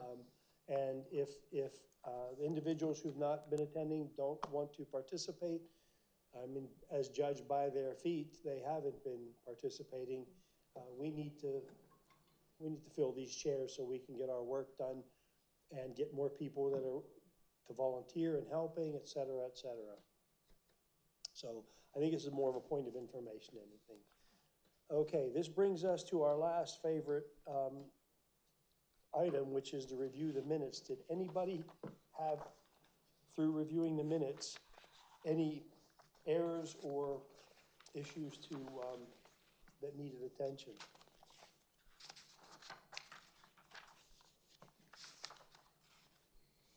I would suggest a word search, Carol, on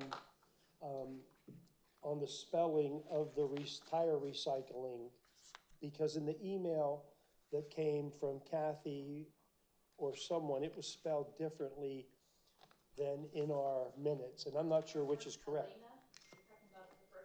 Is it Laina? Is that correct? But if you could just check on that, and just, I would just say, I think we can do it this way, is just simply to request that you determine what the correct spelling is and make sure the minutes reflect that. Because I see it two ways in 2 places, and I don't know the answer. And I got another click here. Let me see.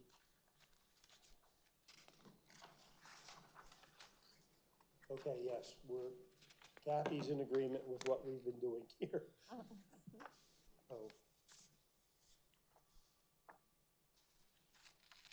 I don't know if you're aware or not, but I recycle a lot, but Staples recycles B batteries and below. And they actually give you, if you spend $30, they give you $10 back, which is great. Yeah. Because what do you do with the batteries? I mean, I don't know anybody recycles batteries. Yeah. So I just found that out this week. Okay, yeah, that's a good point of information. So if you buy $30, you get $10. I didn't have any corrections Okay. on the They'll minutes. give you Did anybody have any questions? Are we ready to approve the minutes as they're written? How important is it that the minutes of our discussion with Springtown people last month are really accurate? How important is what? That How they, important is it that the minutes of our discussion with Springtown EAC and the Water Association be accurate, really accurate? I mean, what has to be accurate is what we said. You know, I mean, that's what this is. These minutes are a recording of our conversations. Well, Now, we can be wrong about something in minutes. That happens. We say a lot of I things that, would say that,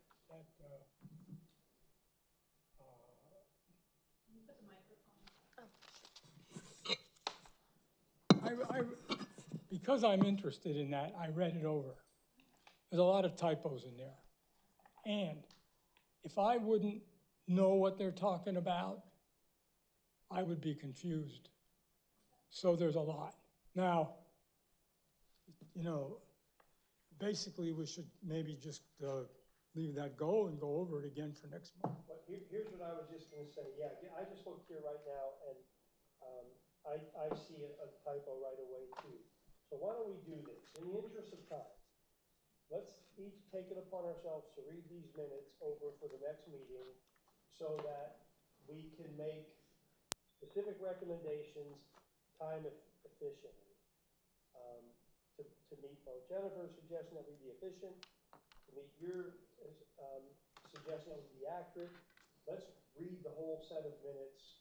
That's another challenge. Because we're more active and we're having longer meetings, the minutes are much more extensive. So I just ask everyone to read these minutes between now and next meeting, so we're prepared to go through them quickly and efficiently, page in line suggestions for changes. And then let's try to push ourselves individually again when we receive the call to meeting for the next meeting to do the same thing. Let's try to catch up 2 months worth of minutes, and let's do it as efficiently as we can by doing it in advance. Okay. Okay, is there a motion for adjournment? Make the motion to adjourn. I second. All in favor? Aye. We are adjourned. Get out of your seat. Again, thanks again, everybody. I much prefer having long meetings that result from the fact that we're active and interested. Not even and not just 2 AM. Yeah, I agree. wasting time for other reasons. Apparently, Amani left